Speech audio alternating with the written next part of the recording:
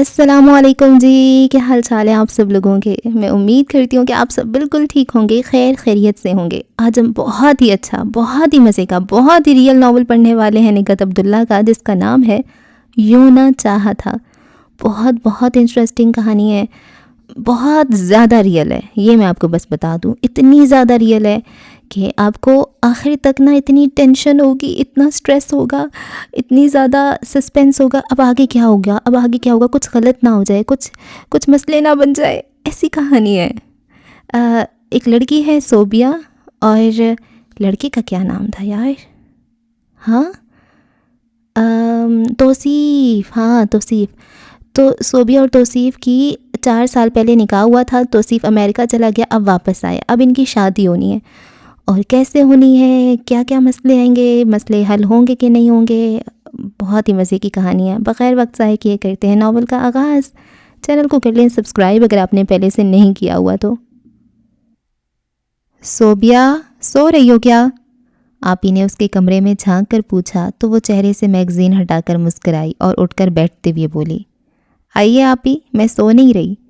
آپی اندر آ گئیں اور کھڑکی سے ذرا سا پردہ ہٹا کر کھڑکی بھی کھول دی، پھر بیٹھتے ہوئے بولی، سب بند کر لیتی ہو، دم نہیں گھٹتا تمہارا؟ بچے کہاں ہیں؟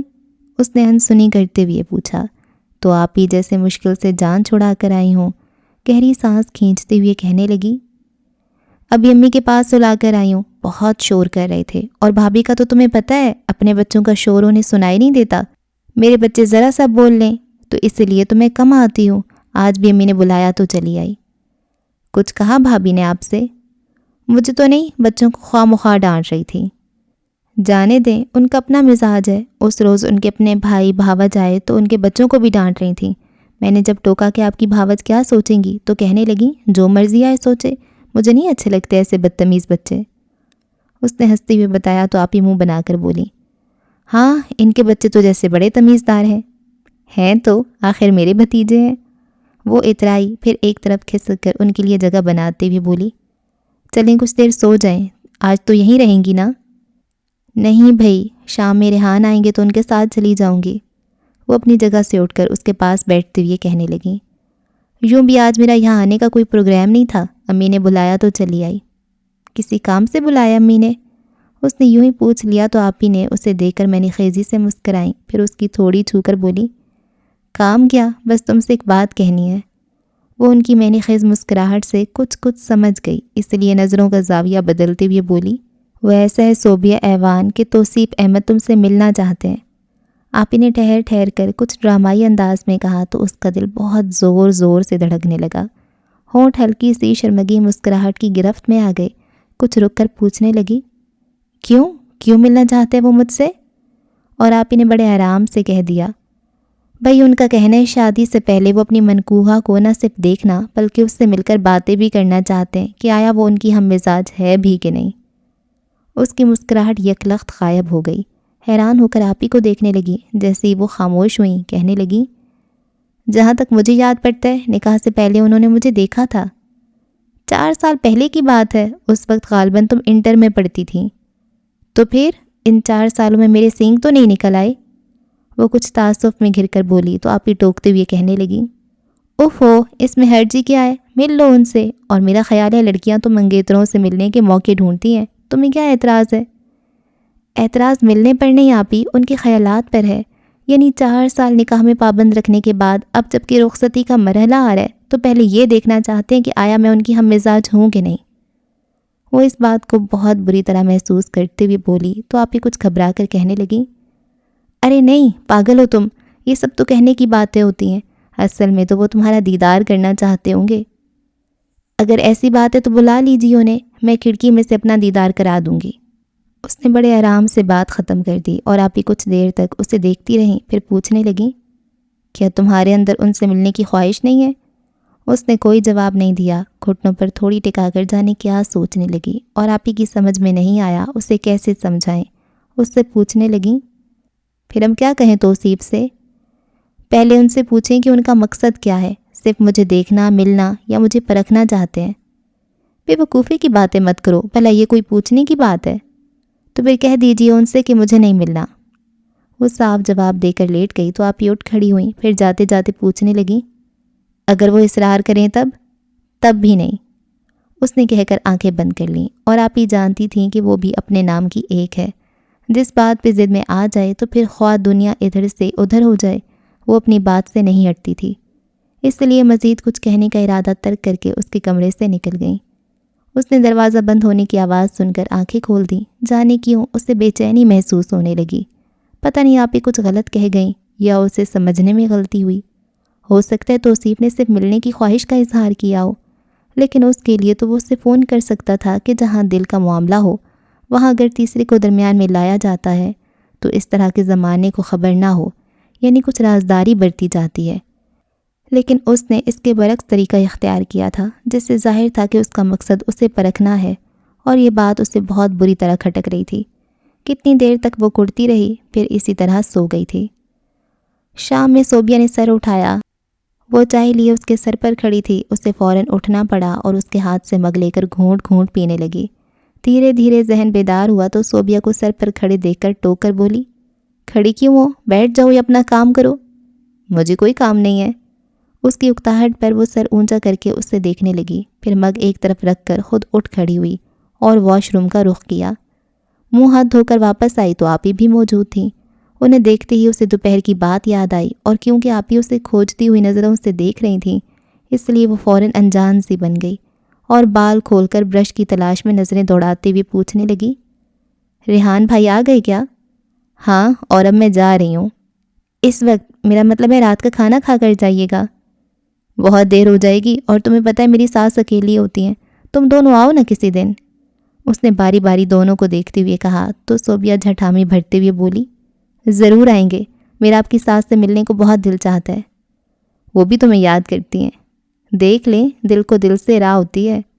بیا کے اترا کر کہنے پر آپی کے ساتھ وہ بھی بے ساختہ ہنسی۔ تبھی ریحان بھائی نے وہیں سے پکار کر چلنے کے لیے کہا تو آپی بھی یہیں سے ابھی آتی ہوں کہہ کر اس کے قریب چلی آئیں اور اس کے شانوں پر بکھرے بال سمیٹتے ہوئے دھیرے سے بولی، سنو، امی کہہ رہی ہیں توصیف سے مل لینے میں کوئی حرج نہیں۔ اس نے بے حد خاموش نظروں سے انہیں دیکھا، پھر بالوں میں برش کرنے لگی تو آپی اپنے طور پر سمجھ کر بولی، اس کا مطلب ہے تمہیں اعتراض نہیں ہے؟ نہیں، میرا مطلب ہے سوچ کر بتاؤں گی، اس نے جلدی سے کہا، پھر کستن مسکرائی تو آپی قدرے مطمئن ہو کر چلی گئیں۔ پھر ابھی وہ شش و پنج میں تھی کہ توصیف کی بہن سمیرہ آ گئی، اور جب آپی کی طرح اس نے بھی بڑے آرام سے وہی بات کہی کہ وہ اسے مل کر دیکھنا چاہتا ہے کہ آیا وہ اس کی ہم مزاج ہے کہ نہیں، تو اس کے ذہن میں سچ مچ آندھیاں چلنے لگی تھیں۔ پتہ نہیں دوسرے اس بات کو اہمیت کیوں نہیں دے رہے تھے، جبکہ آپی کے بعد سمیرہ کی زبانی اس کا مقصد جان کر اس نے سختی سے انکار کر دیا کہ وہ شادی سے پہلے اس سے نہیں ملے گی۔ اور اپنی جگہ وہ حق بجانب تھی، کیونکہ 4 سال پہلے جب وہ ٹین ایج تھی اس وقت توصیف کی ماں بہنوں نے اسے کسی تقریب میں دیکھا اور پسند کیا تھا۔ اس وقت توصیف MBA کے لیے باہر جانے والا تھا اور غالباً کسی خدشے کی بنا پر اس کی ماں بہنیں اسے پابند کر کے بھیجنا چاہتی تھیں۔ بہرحال وہ فوراً ہی اس کا پروپوزل لے کر آئی تھیں، اور ظاہر ہے اچھے رشتے کو بلا وجہ ریجیکٹ نہیں کیا جاتا۔ امی ابو کو توصیف ہر لحاظ سے پسند آیا، مستقبل بھی روشن تھا، اور جب توصیف نے اسے دیکھنا چاہا تو گو کہ اس گھر میں ایسا کوئی رواج نہیں تھا، بس لڑکی کی تصویر دکھا دی جاتی تھی، لیکن اس کے معاملے میں نرمی برتی گئی۔ امی نے خود اسے چائے لانے کا کہا، اور اس کے بعد بھی وہ کتنی دیر تک توصیف کے سامنے بیٹھی تھی۔ اس نے نہ صرف اسے پسند کیا بلکہ بہت خوش تھا، اور اسی کے اصرار پر منگنی کی بجائے نکاح طے پایا تھا۔ پھر اس کے امریکہ جانے سے 1 ہفتہ پہلے نکاح کی خاصی بڑی تقریب ہوئی تھی، جس میں دونوں طرف کے تمام عزیز و اقارب شریک ہوئے تھے، اور یہ وہ بندھن تھا جس میں ایجاب و قبول کے مرحلے پر ہی بقیہ زندگی ایک دوسرے کے نام لکھ دی جاتی ہے۔ پھر وہ تو اس وقت کچی عمر کے کچے ذہن کی سادہ سی لڑکی تھی، جسے وہ جاتے جاتے نہ صرف اپنا پابند کر گیا بلکہ اس کی کوری آنکھوں میں اپنے نام کے ان گنت دیپ بھی جلا گیا تھا۔ میں ہر روز سونے سے پہلے تمہارے نام ایک تحریر لکھوں گا، لیکن تمہیں بھیجوں گا نہیں۔ جاتے سمے اس نے کہا تو اس نے بے اختیار پوچھا، کیوں؟ بس خود کو باور کرواؤں گا کہ میں اپنا دل اور دل میں بسنے والا وہ جذبہ تمہارے پاس چھوڑ آیا ہوں، اور تم کیا کرو گی؟ میں آپ کو بہت یاد کروں گی۔ وہ اس کے جانے سے اداس ہو رہی تھی، اور وہ اس کی افسردگی کم کرنے کی خاطر مسکرا کر ہلکے پھلکے انداز میں بول رہا تھا، صرف یاد کرو گی؟ اور کیا کروں؟ اس نے سادگی سے پوچھا تو ایک لمحہ توقف سے وہ بولا، جتنی خوبصورت تمہاری آنکھیں ہیں اتنے حسین خواب سجانا، پھولوں سے سجی حسین راہ گزر پر جب تم میری ہمراہی کا تصور کرو گی تو سچ مچ میں تمہیں اپنے بہت قریب محسوس ہوں گا اور وقت گزرنے کا پتہ بھی نہیں چلے گا۔ اور جب وہ چلا گیا تو ابتدائی کچھ عرصہ وہ بہت سست رہی تھی، کسی کام کسی بات میں دل نہیں لگتا تھا۔ پھر دھیرے دھیرے زندگی معمول پر آئی تھی، تب بھی وقت پلک جھپکتے میں تو نہیں گزرا تھا۔ اس وقت وہ کچے ذہن کی سادہ سی لڑکی تھی اور اب انگلش میں ماسٹرز کر چکی تھی، خاصی جینیس اور میچیور، اور کیونکہ آئندہ زندگی ایک طرح سے طے تھی اس لیے اطمینان سے ہونے کے ساتھ فطری طور پر اسے انتظار بھی تھا اس شخص کا جو ان 4 برسوں میں اتنا دور ہونے کے باوجود اس کی پوری ہستی پر قابض ہو چکا تھا۔ گو کہ عہد و پیمان نہیں ہوئے تھے، لیکن جس بندھن میں وہ باندھ گیا تھا وہ تو بے نام نہیں تھا۔ اتنے لوگوں کی موجودگی میں ایجاب و قبول کے مرحلے پر ہی محبت کا جو بیج دل کی نرم زمین پر گرا تھا، اس کی آبیاری وقت نے کی تھی اور تناور درخت بنا دیا تھا، جس کی جڑیں اس کے اندر دور تک پھیلی تھیں اور اس سے بھی وہ یہی توقع رکھتی تھی۔ پھر ایسے معاملات میں عموماً پہلے سے طے ہوتا ہے کہ باہر جانے والا جیسے ہی واپس لوٹے گا شادی ہو جائے گی۔ یوں بھی 4 سال کا عرصہ کافی ہوتا ہے، دونوں طرف ہی شادی کی تیاری تقریباً مکمل تھی، بس اس کے آنے کا انتظار تھا۔ اور ابھی 15 دن پہلے اچانک اس کی آمد ہوئی تھی، یعنی بغیر اطلاع دیے آیا تھا، اور پتہ نہیں کیا سوچ کر آیا تھا کہ اسے فون تک نہیں کیا، نہ اس سے ملنے کی کوشش کی، حالانکہ 2-3 مرتبہ آ چکا تھا۔ اس وقت وہ کستن اپنے کمرے میں بیٹھی رہی، شاید اندر کہیں خواہش تھی کہ جس طرح جاتے سمے وہ چپکے سے اس کے پاس چلا آیا تھا اب بھی آئے گا، لیکن وہ نہیں آیا۔ اس کے برعکس اپنے گھر والوں کے ذریعے یہ کہلوایا کہ وہ اس سے ملنا چاہتا ہے، اور یہیں آ کر اس کا ذہن الجھ رہا تھا۔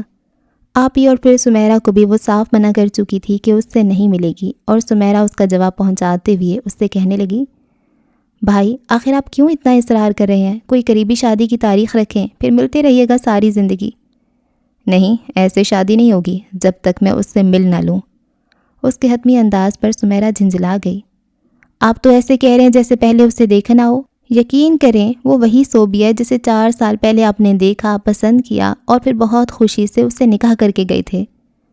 تو مجھے کب اس سے انکار ہے؟ پھر سمیرہ کی سمجھ میں نہیں آ رہا تھا کہ وہ چاہتا کیا ہے۔ پھر یہ کہ اس وقت میں جلدی میں تھا، بلکہ گھر میں سب کو ہی جلدی تھی، بس چاہتے تھے جانے سے پہلے مجھے پابند کر دیں۔ سمیرہ کے جھنجھلانے کا وہ کوئی نوٹس نہیں لے رہا تھا، اس کے برعکس جیسے بہت عام سی بات کر رہا ہو۔ پھر بھی بھائی آپ کے ساتھ کوئی زبردستی تو نہیں ہوئی تھی؟ آپ کی رضامندی کے بعد ہی، بلکہ اماں ابا کا ارادہ تو منگنی کرنے کا تھا، آپ کے اصرار پر نکاح ہوا۔ سمیرہ نے جتایا تو اس بار وہ ضد ہو کر بولا، آخر تم بار بار اس بات کو کیوں دہرا رہی ہو کہ نکاح میری پسند اور میری رضامندی سے ہوا؟ اس سے تمہارا مطلب کیا ہے؟ یعنی میں بغیر چوں چراغ کے سر پر صحرا سجا کر چل پڑوں؟ ہونا تو یہی چاہیے۔ سمیرہ کتنے آرام سے کہنے پر وہ جل کر بولا، کیوں ہونا چاہیے؟ ہرگز ایسا نہیں ہوگا۔ یہاں 4 پل میں کیا سے کیا ہو جاتا ہے، کہاں 4 سال۔ جہاں میرے خیالات میں تبدیلی آئی ہے وہاں وہ بھی بدلی ہوگی۔ پھر کیا یہ بہتر نہیں ہوگا کہ ہم پہلے ایک دوسرے کو سمجھ لیں؟ اس کی بات سن کر سمیرہ کتنی دیر خاموش بیٹھی رہ گئی، پھر پوچھنے لگی، کتنا عرصہ لگے گا آپ کو اسے سمجھنے میں؟ میرے لیے بس ایک ملاقات کافی ہے، البتہ اس کے بارے میں میں کچھ نہیں کہہ سکتا۔ ٹھیک ہے، میں آپ کی بات اس تک پہنچا دوں گی۔ صرف بات نہیں پہنچانی، اس سے کہنا ہے یہ بہت ضروری ہے، اس کے بعد ہی ہماری شادی ہو سکے گی۔ پھر وہی حتمی انداز، اٹل لہجہ۔ سمیرہ اسے دیکھ کر رہ گئی۔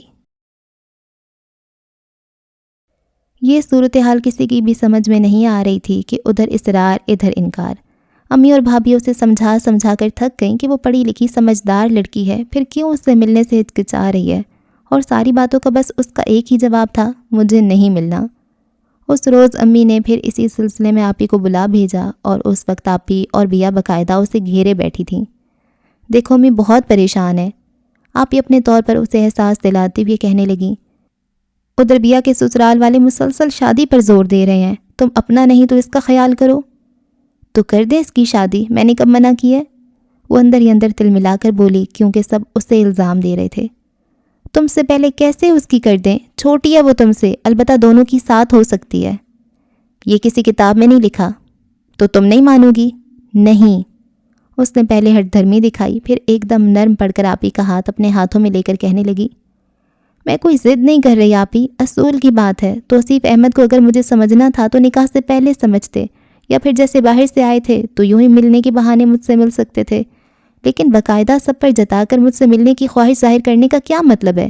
جہاں تک میں سمجھتی ہوں ان کے نزدیک نکاح کی کوئی اہمیت نہیں ہے، اور ایک طرح سے سب کو خبردار کیا ہے انہوں نے۔ کیا مطلب؟ آپی نے ٹھٹک کر پوچھا تو وہ ایسے ہی دھیرج سے بولی، یہی کہ اگر انہوں نے مجھے اپنے معیار کے مطابق نہیں پایا تو بات ختم ہو سکتی ہے۔ پاگل ہو تم، یہ کیسے ہو سکتا ہے؟ آپی نے فوراً ٹوک کر کہا، لیکن بیا اس کی بات سمجھتے ہوئے پرسوچ انداز میں کہنے لگی، صوبیہ ٹھیک کہہ رہی ہے آپی، ہمیں اس بات کو نظر انداز نہیں کرنا چاہیے۔ اس نے اپنی بات سمجھ لیے جانے پر ممنون نظروں سے بیا کو دیکھا، پھر آپی سے کہنے لگی، آپ چاہیں تو باتوں باتوں میں توصیف احمد سے پوچھ سکتی ہیں کہ مجھے سمجھ کر وہ کیا کریں گے، بلکہ آپ تو ان سے مذاق بھی کر سکتی ہیں، یعنی مذاق میں کہہ دیجئے گا کہ اب سمجھ کر کیا کریں گے، اب تو جو ہونا تھا وہ ہو گیا، اور دیکھیے گا وہ کہیں گے نہیں ابھی بھی وقت ہے، کیونکہ ان کے نزدیک نکاح کی کوئی اہمیت نہیں۔ یا اللہ، تم تو مجھے پاگل کر دو گی۔ آپی نے سر تھام لیا تو بیا اس کا ہاتھ دبا کر دھیرے سے بولی، جانے دو آپی کو، میں بات کروں گی۔ اس نے اس بات میں سر ہلانے کے ساتھ اسے خاموش رہنے کا اشارہ کیا، تبھی آپی اسے دیکھ کر کہنے لگی، چلو میں مانتی ہوں کہ تم ٹھیک کہہ رہی ہو، لیکن تم صرف اسی رخ پر کیوں سوچ رہی ہو؟ یہ بھی تو ہو سکتا ہے کہ توصیف احمد کے ذہن میں جو تصور ہو تم اس کے عین مطابق یا اس سے بڑھ کر ہو، اور جس طرح 4 سال پہلے انہوں نے تمہیں دیکھ کر منگنی کی بجائے نکاح پر اصرار کیا تھا، تو اب فوری رخصتی کی بات کریں گے۔ اس نے بہت سکون سے آپی کی پوری بات سنی اور کچھ تعصب میں گر کر بولی، آپ لوگ صرف توصیف احمد کو اہمیت دے رہے ہیں، میری کسی کو پرواہ نہیں ہے، اس لیے کہ میں لڑکی ہوں، میرے احساسات و جذبات کوئی اہمیت نہیں رکھتے۔ نہیں آپی، میں اتنی ارزاں نہیں ہوں۔ یہ بات نہیں ہے چندا۔ آپی کچھ سٹپٹا سی گئیں اور زور دے کر کہنے لگی، یہی بات ہے، لیکن آپ سن لیں کہ پسند ناپسند کے معاملے میں مجھے توصیف احمد جتنا اختیار حاصل ہے، اور مجھے صرف ان کا نہیں خود اپنا خیال بھی ہے کہ کہیں ایسا نہ ہو کہ ان سے مل کر میرے سارے خواب کرچی کرچی ہو جائیں۔ اس کے بعد کیا آپ لوگ مجھے اس بات کی اجازت دیں گے کہ میں برملا ناپسندیدگی کا اظہار کر سکوں؟ نہیں نا، تو پھر توصیف احمد کو یہ اختیار کیوں دیا جا رہا ہے؟ آپی کچھ لاجواب سی ہو کر مدد طلب نظروں سے بیا کو دیکھنے لگی، لیکن اس نے کندھے اچکا کر کچھ کہنے سے معذوری ظاہر کر دی۔ تب اس نے باری باری دونوں کو دیکھا، پھر سر جھکا کر کہنے لگی، میں اب 4 سال پہلے والی کچی عمر کچے ذہن کی لڑکی نہیں ہوں، پھر بھی نکاح کی اہمیت کو تسلیم کرتے ہوئے وہ جو بھی ہیں جیسے بھی ہیں کی بنیاد پر انہیں قبول کروں گی، اور انہیں بھی اسی بنیاد پر مجھے قبول کرنا ہے۔ دوسری صورت میں مجھے پہلے امی ابو کی طرف سے یقین دلا دیجئے کہ اگر توصیف احمد نے مجھے مایوس کیا تو میرا فیصلہ تسلیم کیا جائے گا۔ آپ اس سناٹے میں آ گئی تھیں، جبکہ بیا نے سراہنے کے انداز میں آنکھوں کو حرکت دی، پھر ضبط کرتے کرتے بھی کچھ زور سے بولی، ویری گڈ، یہ ہوئی نا بات، بکو مت۔ آپ اس سناٹے سے نکل کر اس پر بگڑ گئیں، اور تم یہاں کس خوشی میں بیٹھی ہو؟ چلو جاؤ اپنا کام کرو۔ اسے کیوں ڈانٹتی ہیں آپی؟ اس نے آپی کو روکا، ساتھ ہی اسے خاموش رہنے کا اشارہ کیا تو قدرے توقف کے بعد آپی کہنے لگی، میری سمجھ میں تو کچھ نہیں آ رہا، اب بتاؤ بھلا یہ مسئلہ کیسے حل ہوگا؟ جنہوں نے مسئلہ پیدا کیا ہے انہی پر چھوڑ دیں، آپ خواہ مخواہ اپنے ذہن کو نہ الجھائیں۔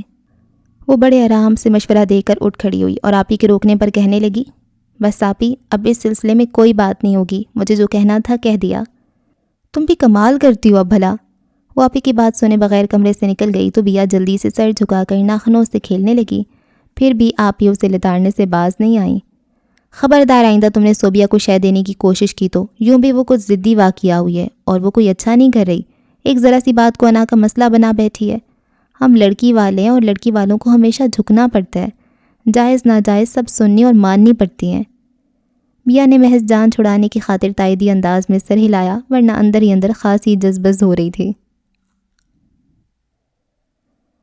پتہ نہیں آپی نے کس طرح اور کس انداز میں اس کی بات امی تک پہنچائی کہ امی اس سے کچھ خفا نظر آنے لگی تھیں، اور وہ ایسی تو نہیں تھی کہ اسے کسی کی خفگی کی پرواہ نہ ہو، بلکہ شدت سے محسوس کرنے کے ساتھ اسے دکھ بھی ہو رہا تھا، لیکن وہ کیا کرتی، خود کو مٹی کی بے جان مورتی تصور نہیں کر سکتی تھی۔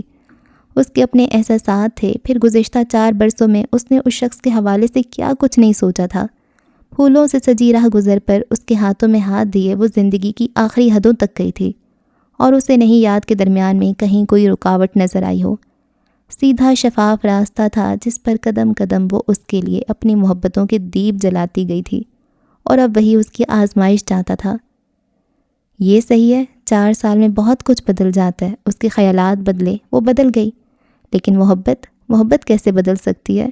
اس کا تو اپنا ہی ایک رنگ ہوتا ہے، نہ مٹنے والا۔ اور توصیف احمد، کیا یہ کافی نہیں ہے کہ محبت کا جو حصار تم میرے گرد کھینچ گئی تھے میں نے خود کو اس میں مقید رکھا؟ اور کیا چاہیے تمہیں؟ وہ پچھلے 1 گھنٹے سے ایک ہی زاویے سے بیٹھی سوچ رہی تھی کہ بیا ٹیلی فون سیٹ لیے دبے پاؤں کمرے میں آئی اور احتیاط سے دروازہ بند کر کے اس کے پاس آ کر بیٹھی۔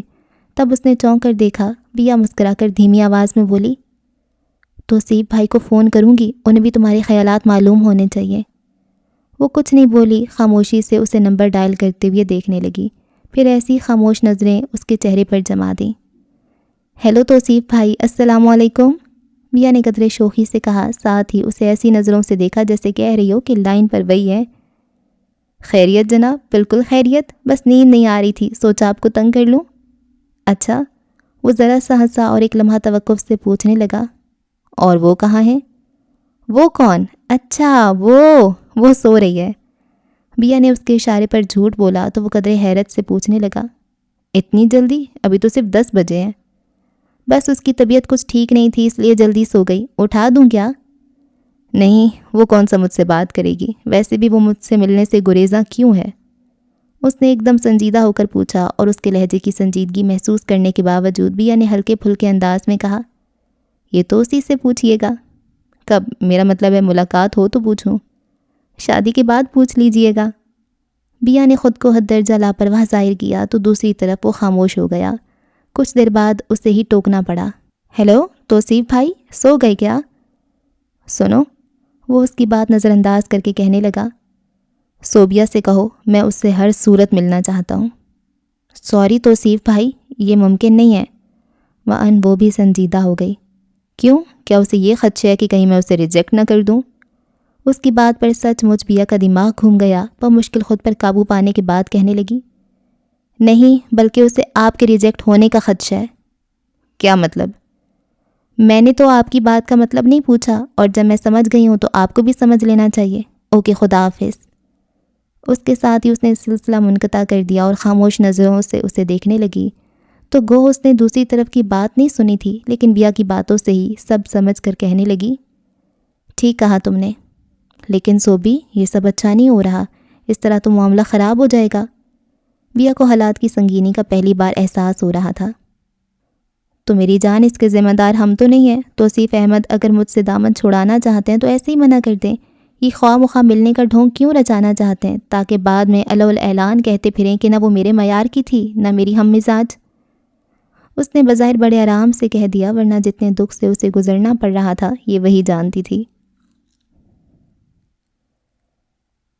پھر کتنے بہت سارے دن گزر گئے، توصیف احمد نے جانے کیوں خاموشی اختیار کر لی، یعنی اس روز کے بعد سے پھر ان کی طرف سے کوئی یہ پیغام لے کر نہیں آیا کہ وہ اس سے ملنا چاہتا ہے، اور وہ اس کی خاموشی سے کوئی نتیجہ اخذ نہیں کر سکی کیونکہ متضاد سوچیں تھیں۔ اس کے باوجود لاشعوری طور پر وہ منتظر ضرور تھی، آر یا پار کچھ تو ہو، آخر وہ کب تک بیچ بھنور میں کھڑی رہے گی؟ ادھر بیا کے سسرال والے شادی کی تاریخ مانگ رہے تھے، اور اب تو امی کے پاس کوئی عذر نہیں تھا کیونکہ توصیف کو آئے ہوئے 2-3 مہینے ہو گئے تھے، اور امی نے بیا کے سسرال والوں سے یہی کہا تھا کہ توصیف کے آنے پر دونوں بیٹیوں کی ساتھ شادی کریں گی، اور اب ان کی سمجھ میں نہیں آ رہا تھا کہ کیا کریں۔ توصیف کے ہاں سے اس کی اماں اور سمیرہ، بلکہ کسی شام توصیف خود بھی آ جاتا تھا، لیکن کسی نے بھی رخصتی کی بات نہیں چھیڑی تھی، اور ظاہر ہے امی کو خود سے کہنا اچھا نہیں لگتا تھا، لیکن جب بیا کے سسرال والے زیادہ تنگ کرنے لگے تب ابو کے کہنے پر انہیں مجبوراً توصیف کی اماں سے بات کرنی پڑی۔ مجھے خود احساس ہے بہن، لیکن میں کیا کروں، اس کی ایک ہی ضد ہے، پہلے ملوں گا پھر شادی کروں گا۔ توصیف کی ماں خود بیٹے کی ضد سے عاجز تھیں اور امی کے سامنے شرمندہ بھی، پھر منت سے کہنے لگیں، آپ ہی اپنی بیٹی کو سمجھائیں، مل لینے میں کیا حرج ہے، آخر اس کی منکوحہ ہے۔ اب میں اسے کیسے سمجھاؤں؟ امی سوچ کر رہ گئیں، اور ابو کو صحیح صورتحال اب معلوم ہوئی تھی۔ کتنی دیر تک کچھ حیران سے بیٹھے رہ گئے، پھر اپنی بیٹی کو حق بجانب سمجھتے ہوئے امی سے کہنے لگے، صوبیہ اس سے نہیں ملے گی، یہ میرا فیصلہ ہے، اور تم آئندہ میری بیٹی کو نہ مجبور کرنا اور نہ کوئی الزام دینا۔ گویا یک نہ دو شد۔ امی پریشان ہو گئیں، پھر پوچھنے لگیں، اور وہ جو بیا کے سسرال والے تاریخ مانگ رہے ہیں؟ دے دو انہیں اگلے مہینے کی کوئی سی تاریخ۔ ابو کے اتنے اطمینان سے کہنے پر امی کی پریشانی مزید بڑھ گئی۔ آپ کا مطلب ہے؟ ہاں، میرا یہی مطلب ہے، وہ ٹوک کر کہنے لگے۔ بیا 1 سال ہی تو چھوٹی ہے صوبیہ سے، اور کوئی حرج نہیں جو پہلے اس کی شادی ہو جائے۔ لیکن لوگ کیا کہیں گے کہ جس کا نکاح ہو چکا ہے وہ؟ امی کو کسی طرح یہ بات مناسب نہیں لگ رہی تھی۔ کہنے دو لوگوں کو جو بھی کہنا ہے، تم بیا کی شادی کی تیاری کرو۔ انہوں نے حتمی انداز میں بات ختم کر دی تھی۔ اور عموماً ایسا ہوتا تو ہے کہ بڑی سے پہلے چھوٹی کی شادی ہو جائے، لیکن یہاں عجیب سا اس لیے لگ رہا تھا کہ اس کی شادی ایک طرح سے 4 سال پہلے طے تھی، پھر عین وقت پہ جب کہ لوگ اس کی رخصتی کے منتظر تھے تو اس کی بجائے بیا کی شادی باقی لوگوں کے ذہنوں میں سوال اٹھا رہی تھی۔ سب سے پہلے ممانی جان آ کر امی سے کہنے لگی، صوبیہ کا تو نکاح ہو چکا ہے، پہلے اس کی رخصتی کرو، یہ تم بیا کی تیاری میں کیسے لگ گئیں؟ کیا کروں، بیا کے سسرال والے جلدی مچا رہے تھے۔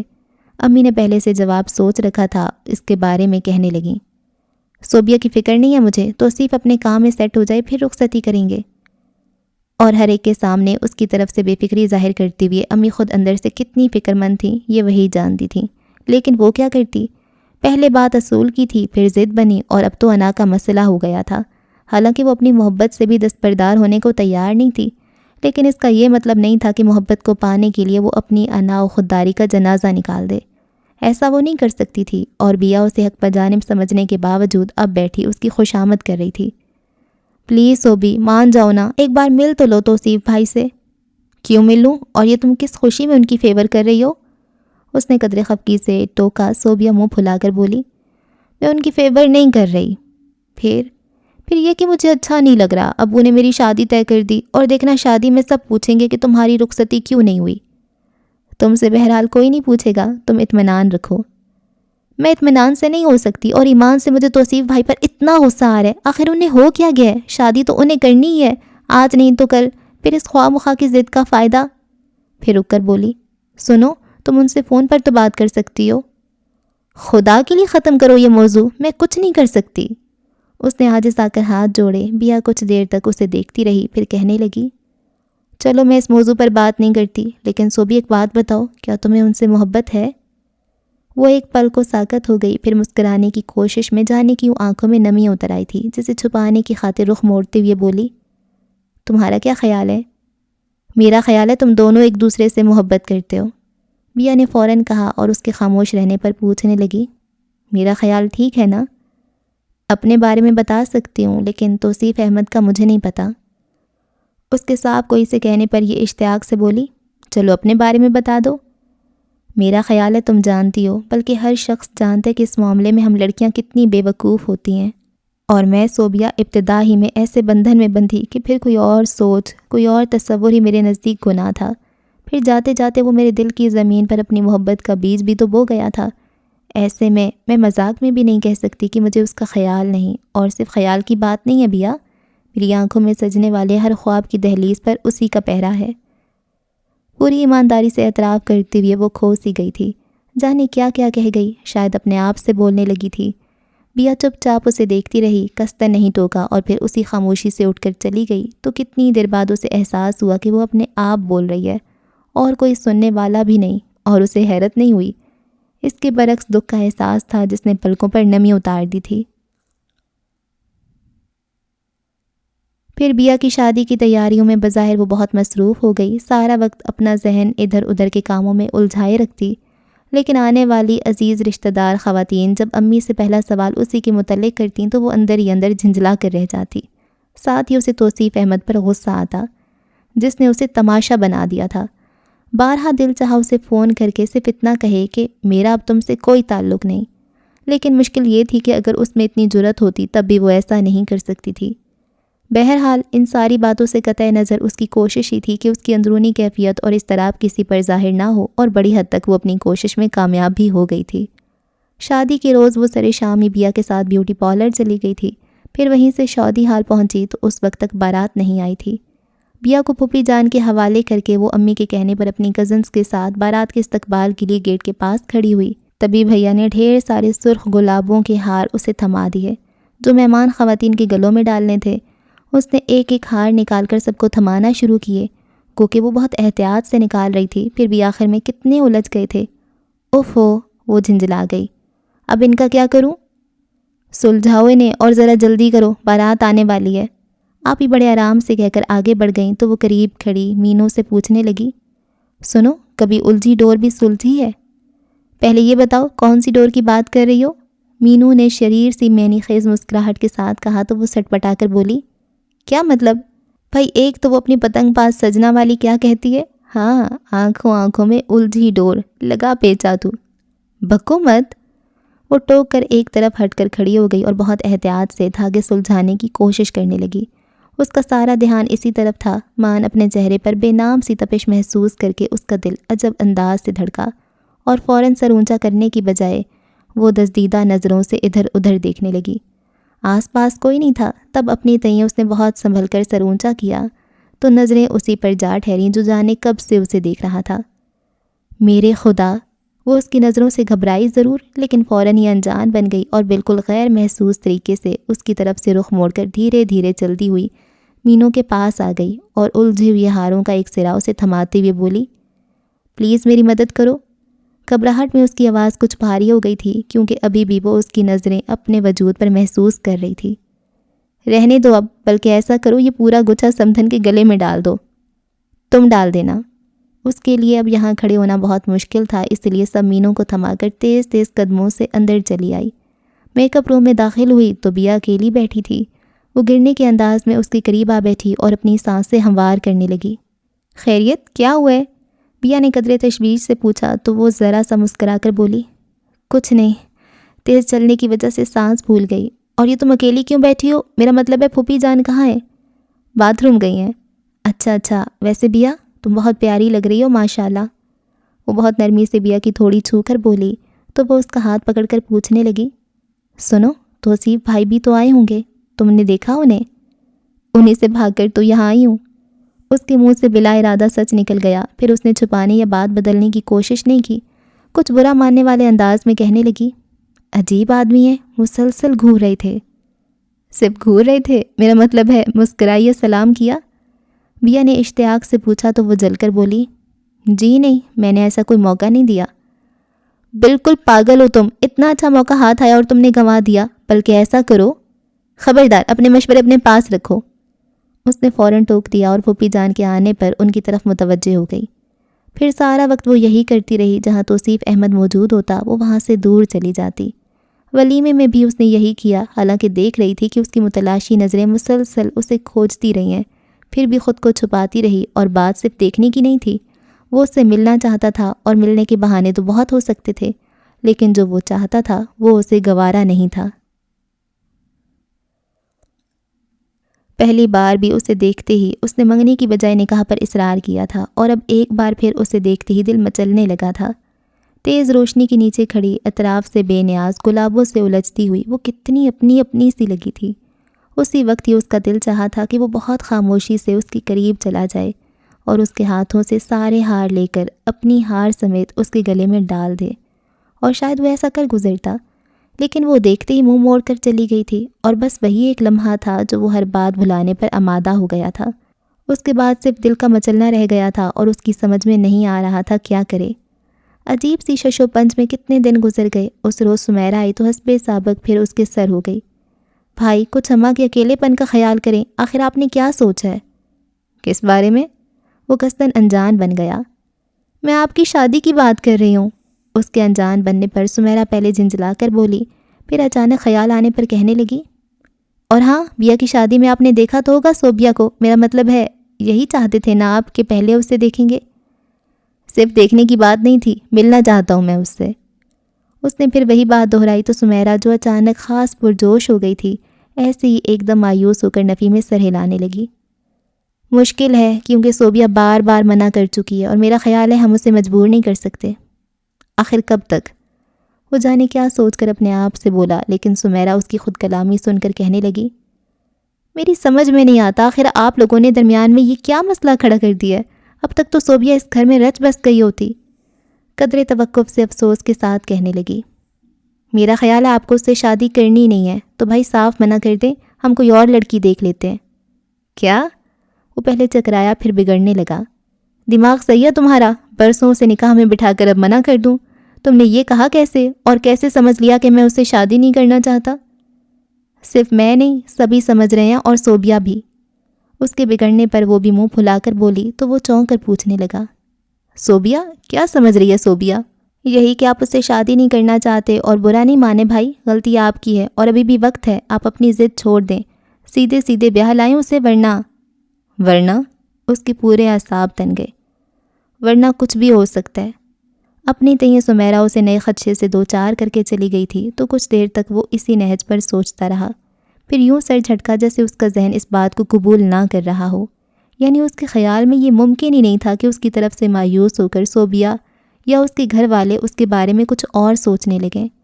اس کے برعکس یہ یقین تھا کہ وہ اس سے ملنے پہ آمادہ ہو جائے گی، اور یہی یقین اسے اپنی بات سے ہٹنے نہیں دے رہا تھا۔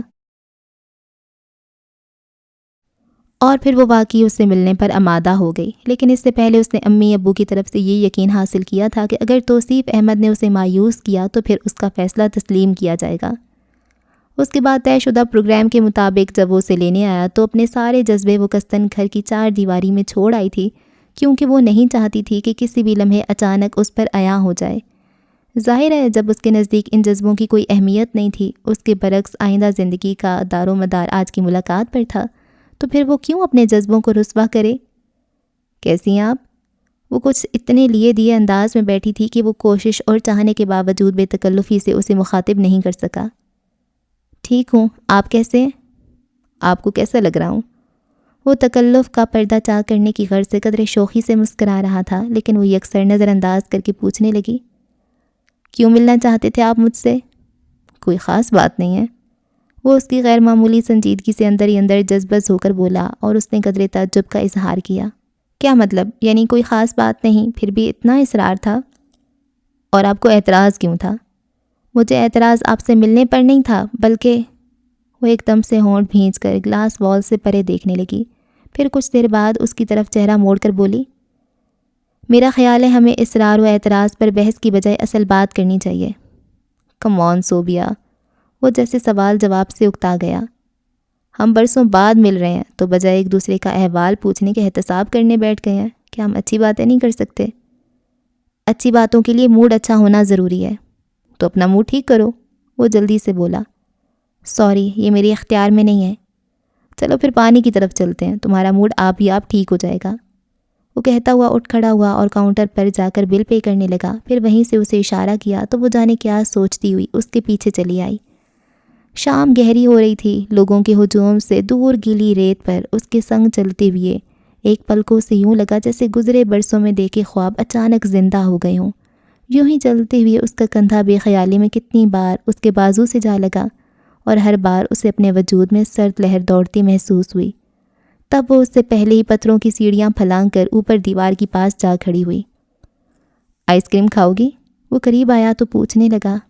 نہیں، وہ اس کی قربت سے پگھلنے لگی تھی۔ نفی میں سر ہلا کر دیوار کے ساتھ ساتھ آگے بڑھنے لگی۔ وہ وہیں کھڑا رہا اور کچھ آگے جا کر وہ بھی رک گئی اور دیوار پر کونیاں ٹکا کر اوپر اٹھتی لہروں کو دیکھنے لگی، جبکہ سارا دھیان ہی اسی کی طرف تھا جو سگریٹ سلگانے کے بعد اب اس کی طرف آ رہا تھا۔ پھر اس سے ایک قدم کے فاصلے پر رک کر کہنے لگا، واقعی پانی کا اپنا کوئی رنگ نہیں ہوتا، ابھی کچھ دیر پہلے جیسا آسمان نیلگوں تھا، سمندر کا پانی بھی ویسا ہی نظر آ رہا تھا، اور اب دھیرے دھیرے اترتی سیاہی اس پر اثر انداز ہو رہی ہے۔ وہ اس کی بات سن کر ذرا سی گردن موڑ کر اسے دیکھنے لگی۔ بہت دور جانے کہاں اس کی نظریں بھٹک رہی تھیں، اور کچھ ایسے ہی کھوئی ہوئی انداز میں کہنے لگا، کبھی جب تمہاری یاد مجھے بہت ستاتی تھی تو میں یوں ہی ساحل پر نکل جاتا تھا اور وہاں ایک تنہا گوشے میں بیٹھ کر تصور کرتا کہ اس کنارے پر تم کھڑی ہوگی۔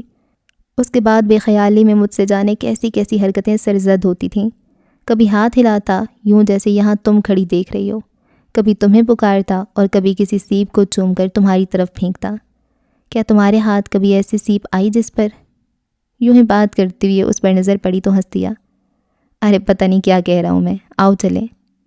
وہ خاموشی سے اس کے ساتھ چل پڑی، نم ہوا قدرے خنکی لیے ہوئے تھی۔ گاڑی میں بیٹھتی ٹھنڈے ہاتھوں سے اس نے اپنا چہرہ تھپ تھپایا، پھر گھڑی دے کر یوں ہی اپنے آپ سے بولی، کافی دیر ہو گئی ہے، گھر ہی تو جانے، اس نے کہا اور اسپیڈ سے گاڑی مین روڈ پر لے آیا۔ تو کچھ راستہ خاموشی میں کٹا، پھر وہ خود ہی کہنے لگا، تم جاننا چاہتی ہو کہ میں تم سے کیوں ملنا چاہتا تھا؟ تو ایسا ہے صوبیہ ایوان کہ جب میں تمہیں چھوڑ کر گیا تھا اس وقت تم ٹین ایج سادہ سی لڑکی تھی، بلکہ کچھ بے وقوف بھی۔ اس کے پہلو بدلنے پر کہنے لگا، میری صاحب کوئی کا برا نہیں ماننا، بہرحال 4 سال کا عرصہ کم نہیں ہوتا۔ مجھے یقین تھا کہ وقت نے تمہیں خاصی سمجھ عطا کر دی ہوگی، لیکن ساتھ ہی میں ایک بات سے خائب تھا کہ بعض لڑکیاں ٹین ایج سے نکلتے ہی بکرات افلاطون بن جاتی ہیں اور خود کو بولڈ پوز کرنے کی خاطر اکثر بہت ساری حدود پھلانگ جاتی ہیں، اور مجھے ایسی لڑکیاں کبھی اچھی نہیں لگیں۔ ان کے برعکس دھیمی دھیمی باوقار لڑکی میرا آئیڈیل رہی ہے، اور گو کہ وقت کے ساتھ ساتھ جس سانچے میں تمہیں ڈھال کر میں سوچتا رہا ہوں، مجھے یقین تھا کہ تم اس کا پرتو ہوگی۔ پھر بھی پتہ نہیں کیوں میں اس دوسری بات کو نظر انداز نہیں کر سکا، پختہ یقین کے باوجود۔ پختہ یقین تو نہ کہیں توصیف احمد، وہ اس کے خاموش ہونے پر کہنے لگی۔ شک کی ذرا سی آمیزش سے یقین مشتبہ ہو جاتا ہے۔ بہرحال اب تو کوئی شبہ نہیں رہا نا، تم سے مل کر وہ جو میرے دل میں ایک ذرا سی کھٹک تھی، اس سے بھی مجھے نجات مل گئی ہے۔ کس قدر مطمئن اور خوش نظر آ رہا تھا وہ، ذرا احساس نہیں تھا کہ اپنے اطمینان کے لیے اس نے کتنوں کا اطمینان چھینا تھا۔ امی، ابو اور وہ خود پورے 6 ماہ سے ایک نامعلوم خوف میں گھری ہوئی تھی۔ لوگوں کی باتیں الگ وہ بھولی نہیں تھیں، جب بھی اس کے اطمینان پر اندر ہی اندر سلگنے لگی اور قدرے توقف سے وہ ایک نظر اس پر ڈال کر کہنے لگا، یہی بات تھی اور میں نے کچھ غلط تو نہیں کیا، بلکہ اچھا ہے نئی زندگی کی ابتدا سے پہلے ہم ایک دوسرے کو سمجھ لیں۔ اس نے پرسوچ انداز میں سر ہلایا، پھر گہری سانس کھینچ کر بولی، سمجھنے کے لیے وقت چاہیے؟ نہیں، بس یہ ملاقات بہت ہے، وہ اپنی دھن میں بولا، تب بھی صرف اپنی بات کی۔ وہ کچھ جتا کر کہنے لگی، آپ کے لیے نہ ہو سکتا ہے آپ مردم شناس ہوں، جبکہ مجھ میں ایسی کوئی خوبی نہیں، اور جانے آپ کو سمجھنے میں مجھے کتنا عرصہ لگے۔ وہ اس کی بات پر یوں ٹھٹکا کہ ایک دم گاڑی روک کر اسے دیکھنے لگا اور وہ قصداً انجان بن کر کہنے لگی، ارے آپ نے بیچ سڑک پر گاڑی روک دی، ٹریفک جام ہو جائے گا۔ اس نے گردن موڑ کر پیچھے دیکھا، پھر جھٹکے سے گاڑی بڑھاتے ہوئے بولا، میں تمہارا مطلب نہیں سمجھا۔ کوئی مشکل بات نہیں کی میں نے، بلکہ آپ سے اتفاق کر رہی ہوں کہ نئی زندگی کی ابتدا سے پہلے ہمیں ایک دوسرے کو سمجھ لینا چاہیے۔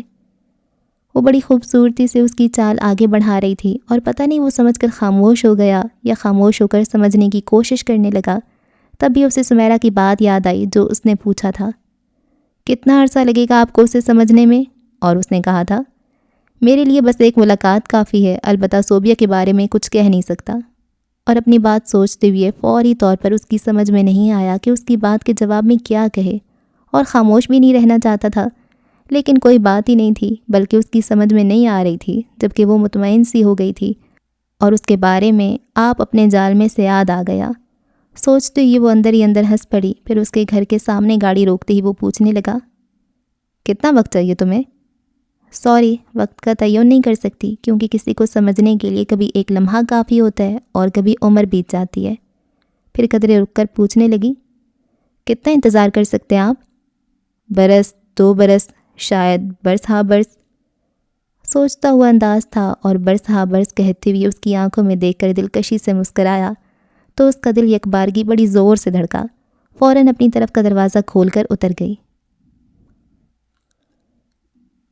جب سے وہ توصیف سے ملی تھی، امی شعور لاشعوری طور پر توصیف کی اماں کی منتظر تھیں کہ اب وہ رخصتی کی تاریخ لینے آئیں گی، لیکن کتنے دن ہو گئے ادھر سے کوئی نہیں آیا، اور امی اس سلسلے میں براہ راست اس سے بات نہیں کرتی تھیں، آپ ہی کو بلا لیتیں۔ گھر میں بھابھی موجود تھیں، لیکن ان کا اپنا مزاج تھا۔ 6 سال ہو گئے تھے شادی کو، لیکن ابھی تک وہ گھر کے معاملات میں دلچسپی نہیں لیتی تھیں۔ بس بھیا اور بچے، سارا دن بچوں میں لگی رہتیں، گھر کے کام بھی کرتی تھیں، لیکن وہی کام جو انہوں نے اپنے ذمہ لیے تھے۔ اس کے علاوہ اگر دیکھ بھی رہی ہوتی کہ کوئی کام کسی مجبوری کے تحت نہیں ہو پا رہا، تب بھی وہ امی یا اس کا ہاتھ نہیں بٹاتی تھیں، اور اس کے بارے میں بھی انہوں نے کبھی خود سے نہیں پوچھا کہ معاملہ کیا ہے، حالانکہ ساری بات ان کے سامنے ہوتی تھی اور وہ بس سن لیتی۔ شاید ان کے اسی انداز کی بدولت امی ان سے کچھ کہنے کی بجائے آپ ہی کو بلوانا پڑتا تھا۔ اس روز بھی ان کے بلانے پر آپ ہی آئیں تو ان سے پوچھنے لگیں، کیوں بھائی، یہ توصیف احمد اب کیا چاہتے ہیں؟ میرا مطلب ہے تم سے ملاقات تو کر لی، پھر دیر کس بات کی ہے؟ اور آپ کو مجھے نکالنے کی جلدی کیا ہے؟ وہ الٹا ان سے پوچھنے لگی، کیا بری لگتی ہوں میں آپ کو؟ اس گھر میں جب بھی آتی ہیں یہی بات کرتی ہیں؟ مجھے خاص طور سے یہی بات کرنے کے لیے ہی بلوایا جاتا ہے۔ آپ ہی اپنی بات پہ زور دے کر بولیں، پھر اس کے پاس بیٹھتے ہوئے کہنے لگیں، خیر چھوڑو اس بات کو، یہ بتاؤ اس ملاقات کا کیا رہا؟ میرا مطلب ہے توصیف احمد مطمئن ہو گئے؟ کم آن آپ ہی، اب توصیف احمد کی نہیں میری بات کریں۔ کیا مطلب؟ آپ ہی کچھ سمجھی نہیں، اور وہ کسی خیال کے تحت مسکرا کر بولی، وہ تو سر کے بل آنے کو تیار ہے صحرا باندھ کر، لیکن یہ اسی وقت ممکن ہوگا جب ادھر سے سگنل ملے گا۔ اور اگر امی نے آپ کو صرف یہی معلوم کرنے کے لیے بلوایا ہے تو کہہ دیجیے ان سے کہ میں بھی شادی نہیں کروں گی۔ تم، آپ اسی قدر کہہ کر اس کی بات سمجھنے میں لگ گئیں، نظریں اسی پر جمی تھیں، پھر جیسے ہی سمجھی بگڑنے لگیں۔ اب تمہارا دماغ خراب ہوا ہے، آخر تم لوگوں نے تماشا کیا بنا رکھا ہے؟ شادی نہ ہوئی مذاق ہو گیا؟ کوئی مذاق نہیں ہو رہا، وہ ان کے بگڑنے پر منہ پھلا کر بولی۔ پھر کیا ہے یہ؟ وہ تیار ہوئی ہیں تو تم منع کر رہی ہو، آخر کیوں؟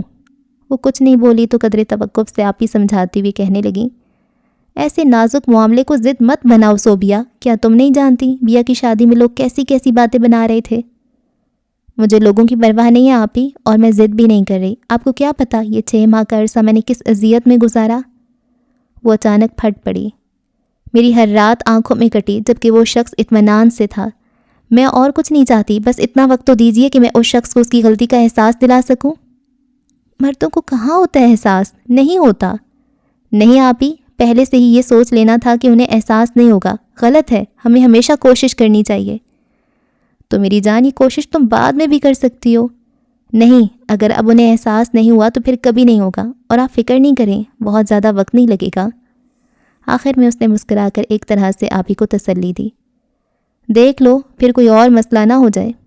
کوئی مسئلہ نہیں ہوگا، اور ابھی بھی کوئی مسئلہ نہیں ہے، اس نے یقین سے کہا۔ پھر موضوع بدلنے کی خاطر پوچھنے لگی، بیا کی طرف گئی تھیں آپ؟ نہیں، سوچ رہی ہوں شام میں اس کے پاس سے ہوتی ہوئی جاؤں گی۔ ضرور جائیے گا، پرسوں آئی تھی وہ، آپ کا بہت پوچھ رہی تھی۔ پھر ادھر ادھر کی باتیں چھیڑ کر اس نے دوبارہ آپی کو اپنے مسئلے کی طرف آنے ہی نہیں دیا، اور جاتے ہوئے آپی نے جانے امی سے کیا کہا کہ وہ مطمئن نظر آنے لگی تھیں۔ یوں ہی کتنے دن گزر گئے، اور پہلے تو ہر تیسرے چوتھے دن توصیف احمد شام میں کچھ دیر کے لیے ضرور آتا تھا، لیکن اس روز کی ملاقات کے بعد جانے کیوں نہیں آیا اور فون بھی نہیں کیا، جبکہ فطری طور پر وہ شدت سے منتظر تھی۔ جہاں فون کی بیل ہوتی بھاگ کر ریسیور اٹھاتی اور شام سے ہی اپنے بھتیجوں یوسف اور عامر کے ساتھ برآمدے میں بیٹھ کر بظاہر کوئی گیم کھیلتی، جبکہ سارا دھیان گیٹ کی طرف ہوتا تھا۔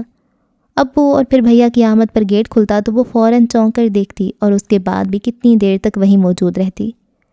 جب شام کا سلونا حسن مان پڑ جاتا، تاریکیاں پر پھیلا لیتی، تب مایوسی کے ساتھ اپنے آپ اس سے خفگی کا اظہار کرتی ہوئی اندر چلی آتی۔ حالانکہ اس پر کوئی پابندی نہیں تھی، چاہتی تو وہ خود اسے رنگ کر سکتی تھی، لیکن پہلے اتنی مشکل سے اپنے جذبے چھپا پائی تھی، اور ابھی بھی اپنی بے قراری ظاہر نہیں کرنا چاہتی تھی۔ پھر یہ خیال بھی تھا کہ وہ کیوں نہیں بے قرار ہوتا۔ اس وقت بھی وہ خاصی مایوس ہو کر اپنے کمرے میں آ کر بیٹھی کہ کچھ دیر بعد ہی یوسف دروازے سے جھانک کر بولا، پھپھو آپ کا فون ہے۔ کون؟ بیا پھپھو ہیں؟ وہ پوچھتی ہوئی اٹھ کھڑی ہوئی۔ نہیں، انکل ہیں، وہ والے انکل۔ یوسف کو نام یاد نہیں آ رہا تھا، اور وہ خود ہی سمجھ کر جلدی سے لابی میں آ گئی۔ وہی تھا، اس کی آواز سنتی کہنے لگا، سوری یار، ایک کام میں بری طرح الجھ گیا تھا، چاہنے کے باوجود تمہاری طرف نہیں آ سکا۔ فون تو کر سکتے تھے، وہ بھی اختیار کہہ گئی۔ کر تو سکتا تھا لیکن، وہ کچھ کہتے کہتے رکا، پھر پوچھنے لگا، تمہیں انتظار تھا؟ کیا کہوں، ہاں یا نہیں؟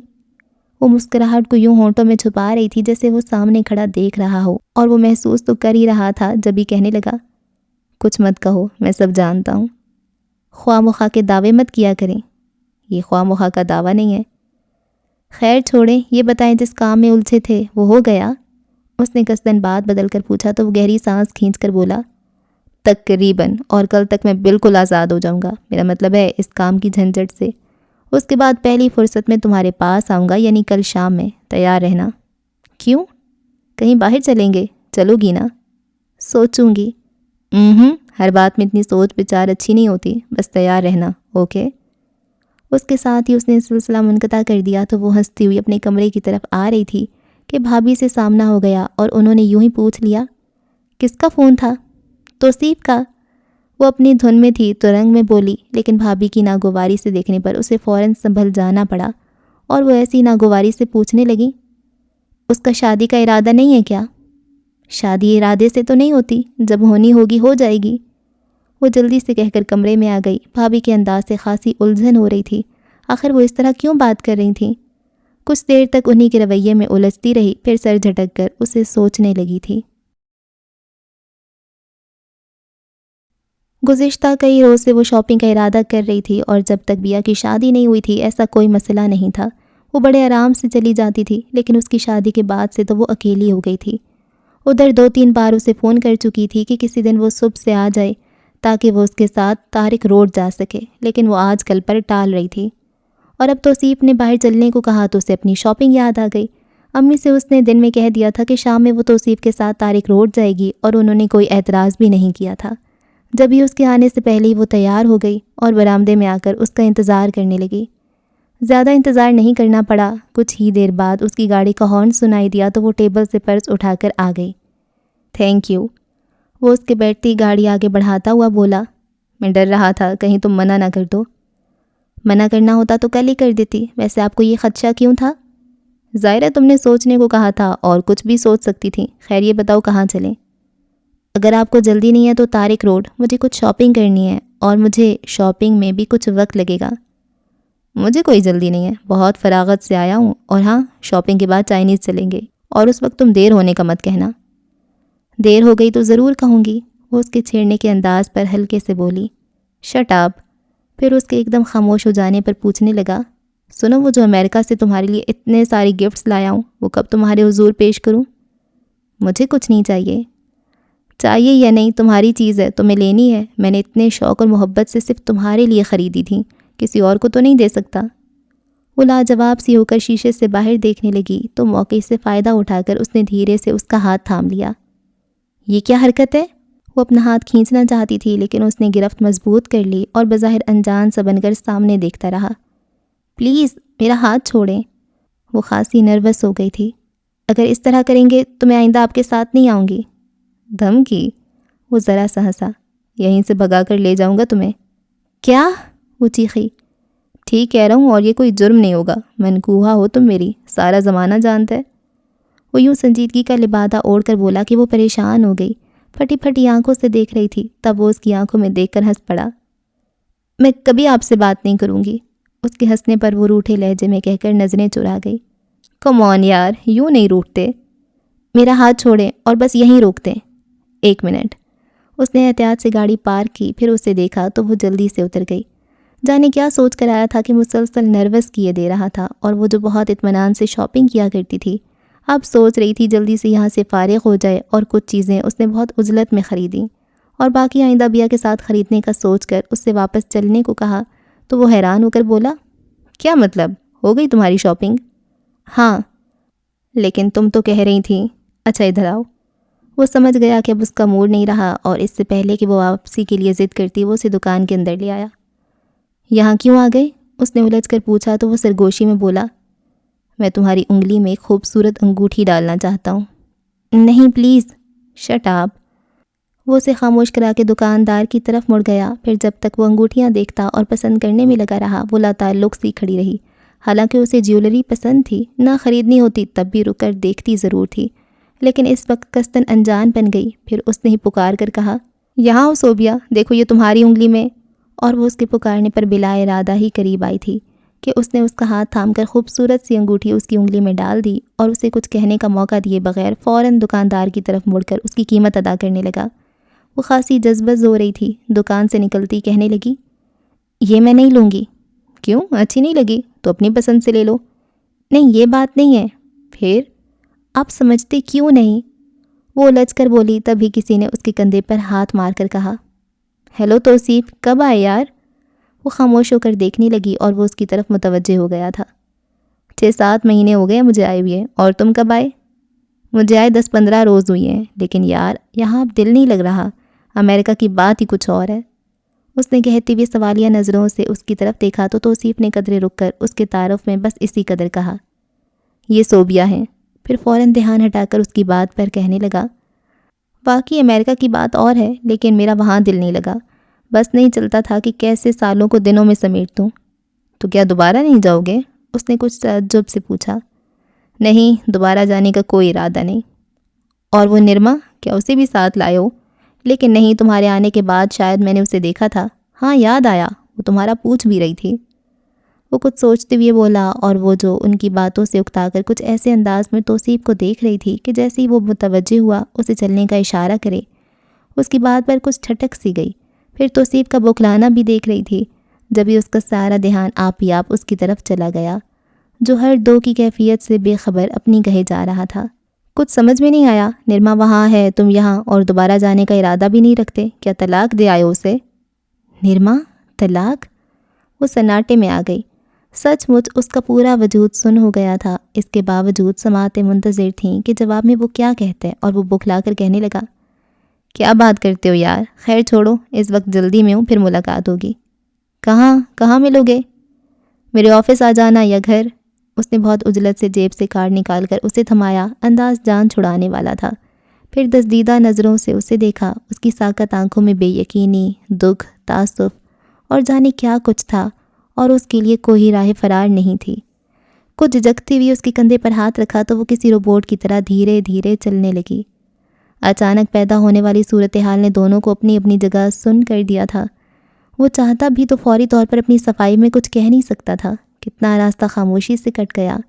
اس دوران وہ ہر دوسرے پل مرر میں اس پر نظر ڈالتا رہا، اور اس کا انداز لا تعلقی سے بڑھ کر قطع تعلقی جیسا تھا۔ بہت مشکل سے وہ اپنی توانائیاں مجتمع کر سکا، تبھی اسی قدر بول پایا، کچھ کہو گی نہیں؟ وہ خاموش رہی، اور قطرے توقف سے وہ کہنے لگا، میں تم سے کچھ چھپانا نہیں چاہتا تھا، اصل میں پلیز، وہ ٹوک کر بولی، گاڑی تیز چلائیں۔ لیکن تمہیں میری بات سننی ہوگی۔ بات تو وہی ہے جو میں سن چکی، اب تو آپ صفائی پیش کرنا چاہیں گے، لیکن توصیف احمد، بہتر یہی ہے کہ اس وقت آپ کچھ نہ کہیں۔ اندر دہکتے اعلاؤں کے باعث اس کے لہجے میں ایسی تپش تھی جسے محسوس کر کے اس نے ہونٹ بھینچ لیے اور گاڑی کی سپیڈ بھی بڑھا دی۔ پھر جب وہ گھر کے سامنے اترنے لگی تو ایک دم رک کر بولا، سنو، بدگمان نہیں ہونا، میں تمہیں… وہ اس کی بات پوری ہونے سے پہلے اتر کر اندر چلی گئی، اور وہ اس کے پیچھے پھر کتنی دیر تک بند دروازے پر نظریں جمائے بیٹھا رہا۔ پھر جب گاڑی سٹارٹ کرنے لگا تو نظر اس انگوٹھی پر پڑی جو کچھ دیر پہلے اس کی انگلی میں پہنائی تھی، اور وہ جاتے جاتے اتنی خاموشی سے اسے اتار کر رکھ گئی تھی۔ اسے اپنا دل ڈوبتا ہوا محسوس ہوا، بہت احتیاط سے انگوٹھی اٹھا کر جیب میں ڈالی اور گاڑی آگے بڑھا دی۔ مجھے صرف ان کا نہیں، اپنا خیال بھی ہے، کیونکہ یہ بھی تو ہو سکتا ہے کہ ان سے مل کر میرے سارے خواب کرچی کرچی ہو جائیں۔ اس نے یہ بات محض توصیف احمد کی بات کے جواب میں بس یوں ہی کہہ دی تھی۔ حقیقتاً اس وقت اس کے ذہن میں ایسا کوئی تصور نہیں تھا، گمان میں بھی نہیں تھا کہ وہ شخص کبھی اسے فریب دے سکتا تھا، اور اب تو سچ مچ جیسے وہ سارے خواب بکھر رہے تھے۔ دکھ تعصف میں گھری وہ مسلسل اس اجنبی شخص کی باز گشت سن رہی تھی۔ کچھ سمجھ میں نہیں آیا، نرما وہاں ہے، تم یہاں، اور دوبارہ جانے کا ارادہ بھی نہیں رکھتے، کیا طلاق دے آئے اسے؟ میرے خدا! اس نے اپنے دکھتے سر کو دونوں ہاتھوں میں تھام لیا، آنسو ایک تواتر سے چھلک کر تکیہ بھگو رہے تھے۔ دل چاہ رہا تھا وہ ایک لمحہ کی تاخیر کیے بغیر اس شخص کو شوٹ کر دے جو فریب دینے کے بعد بھی محبت کا دعویٰ کر رہا تھا۔ پھر یہ بھی کہا، بدگمان نہیں ہونا۔ اف، اب اور کیا رہ گیا تھا؟ سوچتے سوچتے اس کا دماغ پھٹنے لگا تھا۔ صبح کے قریب کہیں جا کر نیند مہربان ہوئی، اور یہ بھی اچھا ہوا، ورنہ مسلسل ذہنی انتشار سچ مچ اسے پاگل کر دیتا۔ سو معمول کے مطابق جب وہ خود سے نہیں اٹھی تو امی قدرے متحش سی اس کے پاس آئیں۔ وہ بے سود اور بخار میں جل رہی تھی۔ امی کے ہاتھ پاؤں پھول گئے۔ فوراً جا کر ابو کو بتایا تو وہ بھی بھاگے آئے۔ پھر بظاہر تو امی کو تسلی دیتے رہے، لیکن اندر ہی اندر خود پریشان ہو گئے تھے کہ اچانک اس سے کیا ہو گیا ہے، کل تک تو اچھی بھلی تھی۔ شام میں توصیف نے پہلے فون کیا، اور جب اس کی بیماری کا معلوم ہوا تو اسی وقت خود چلا آیا، حالانکہ جان گیا تھا کہ اس کی اس حالت کا ذمہ دار وہی ہے، اور وہ اس کی دیدہ دلیری پر حیران رہ گئی۔ کس دھڑلے سے وہ اس کے کمرے میں چلا آیا تھا۔ امی نے اسے بیٹھنے کو کہا اور خود کسی کام کے بہانے کمرے سے چلی گئیں تو وہ کرسی اس کے بیڈ کے قریب کھینچ کر بولا، بہت بے وقوف ہو تم، ایک ذرا سی بات کو اتنا خود پر طاری کر لیا۔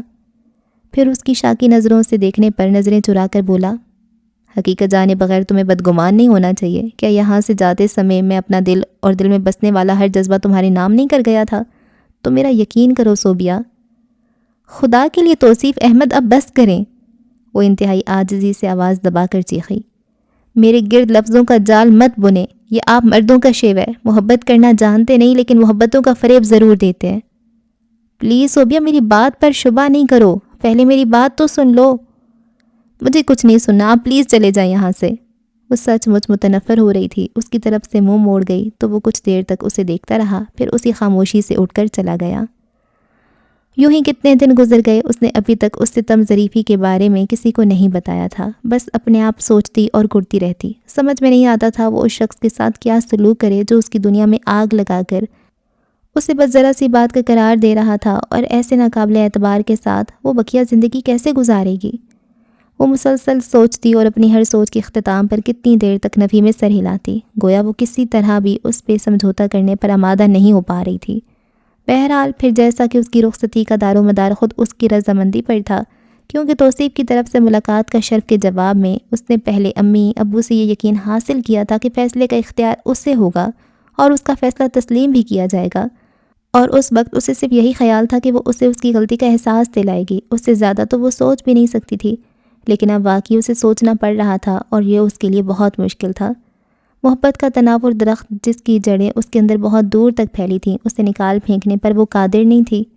عجیب متضاد کیفیات میں گر گئی تھی، نہ پانے کی خواہش، جبکہ وہ اس روز کے بعد سے آیا ہی نہیں، نہ فون کیا، قصداً خاموشی اختیار کیے ہوئے تھا تاکہ وہ یکسوئی سے سوچ سکے۔ اس کے خیال میں اس کا رد عمل فطری تھا، کیونکہ بالکل اچانک سے ایسی بات معلوم ہوئی تھی جس کا اس نے تصور بھی نہیں کیا ہوگا، اور جہاں اسے سرمد پہ غصہ آتا جو انجانے میں اور بے موقع اس کا راز فاش کر گیا تھا، وہاں خود اپنے آپ پر جھنجھلاتا بھی کہ اس نے آتے ہی شادی کیوں نہ کر لی، خواہ مخواہ کی ضد کے پہلے اس سے ملاقات کرے گا۔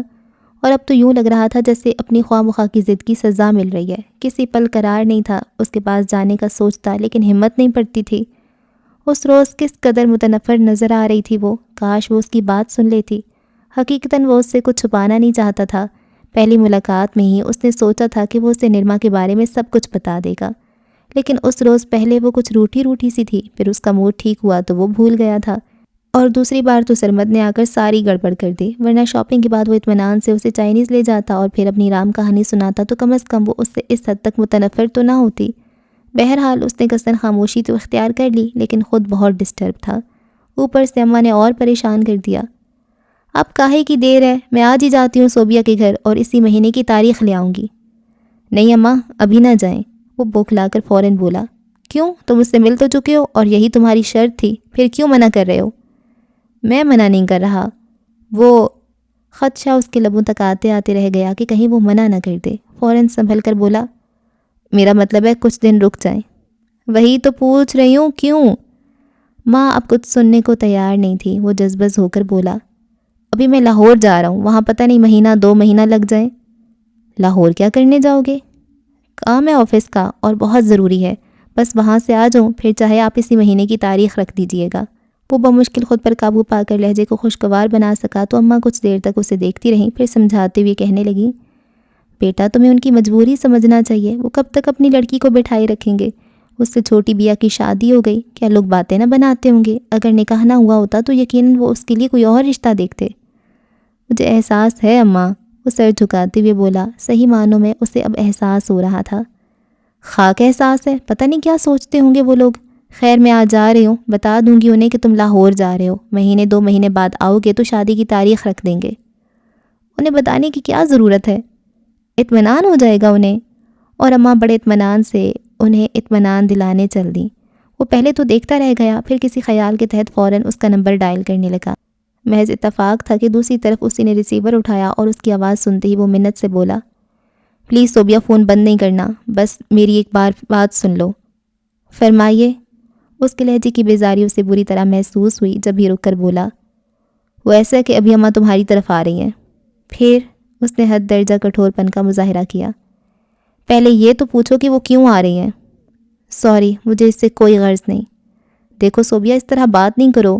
وہ بہرحال مرد تھا، ایک حد تک ہی برداشت کر سکتا تھا، پھر دوسری طرف کھڑی لڑکی اس کی دسترس سے بہت دور بھی نہیں تھی، شرعی و قانونی حق حاصل کر چکا تھا، چاہتا تو اسی وقت سب کے درمیان سے اسے اٹھا کر لا سکتا تھا، اور اپنے اسی حق کے باعث ٹوک کر کہنے لگا، تمہیں یہ نہیں بھولنا چاہیے کہ تم میری منکوحہ ہو، یاد رکھ کر ہی تو خسارے میں ہوں۔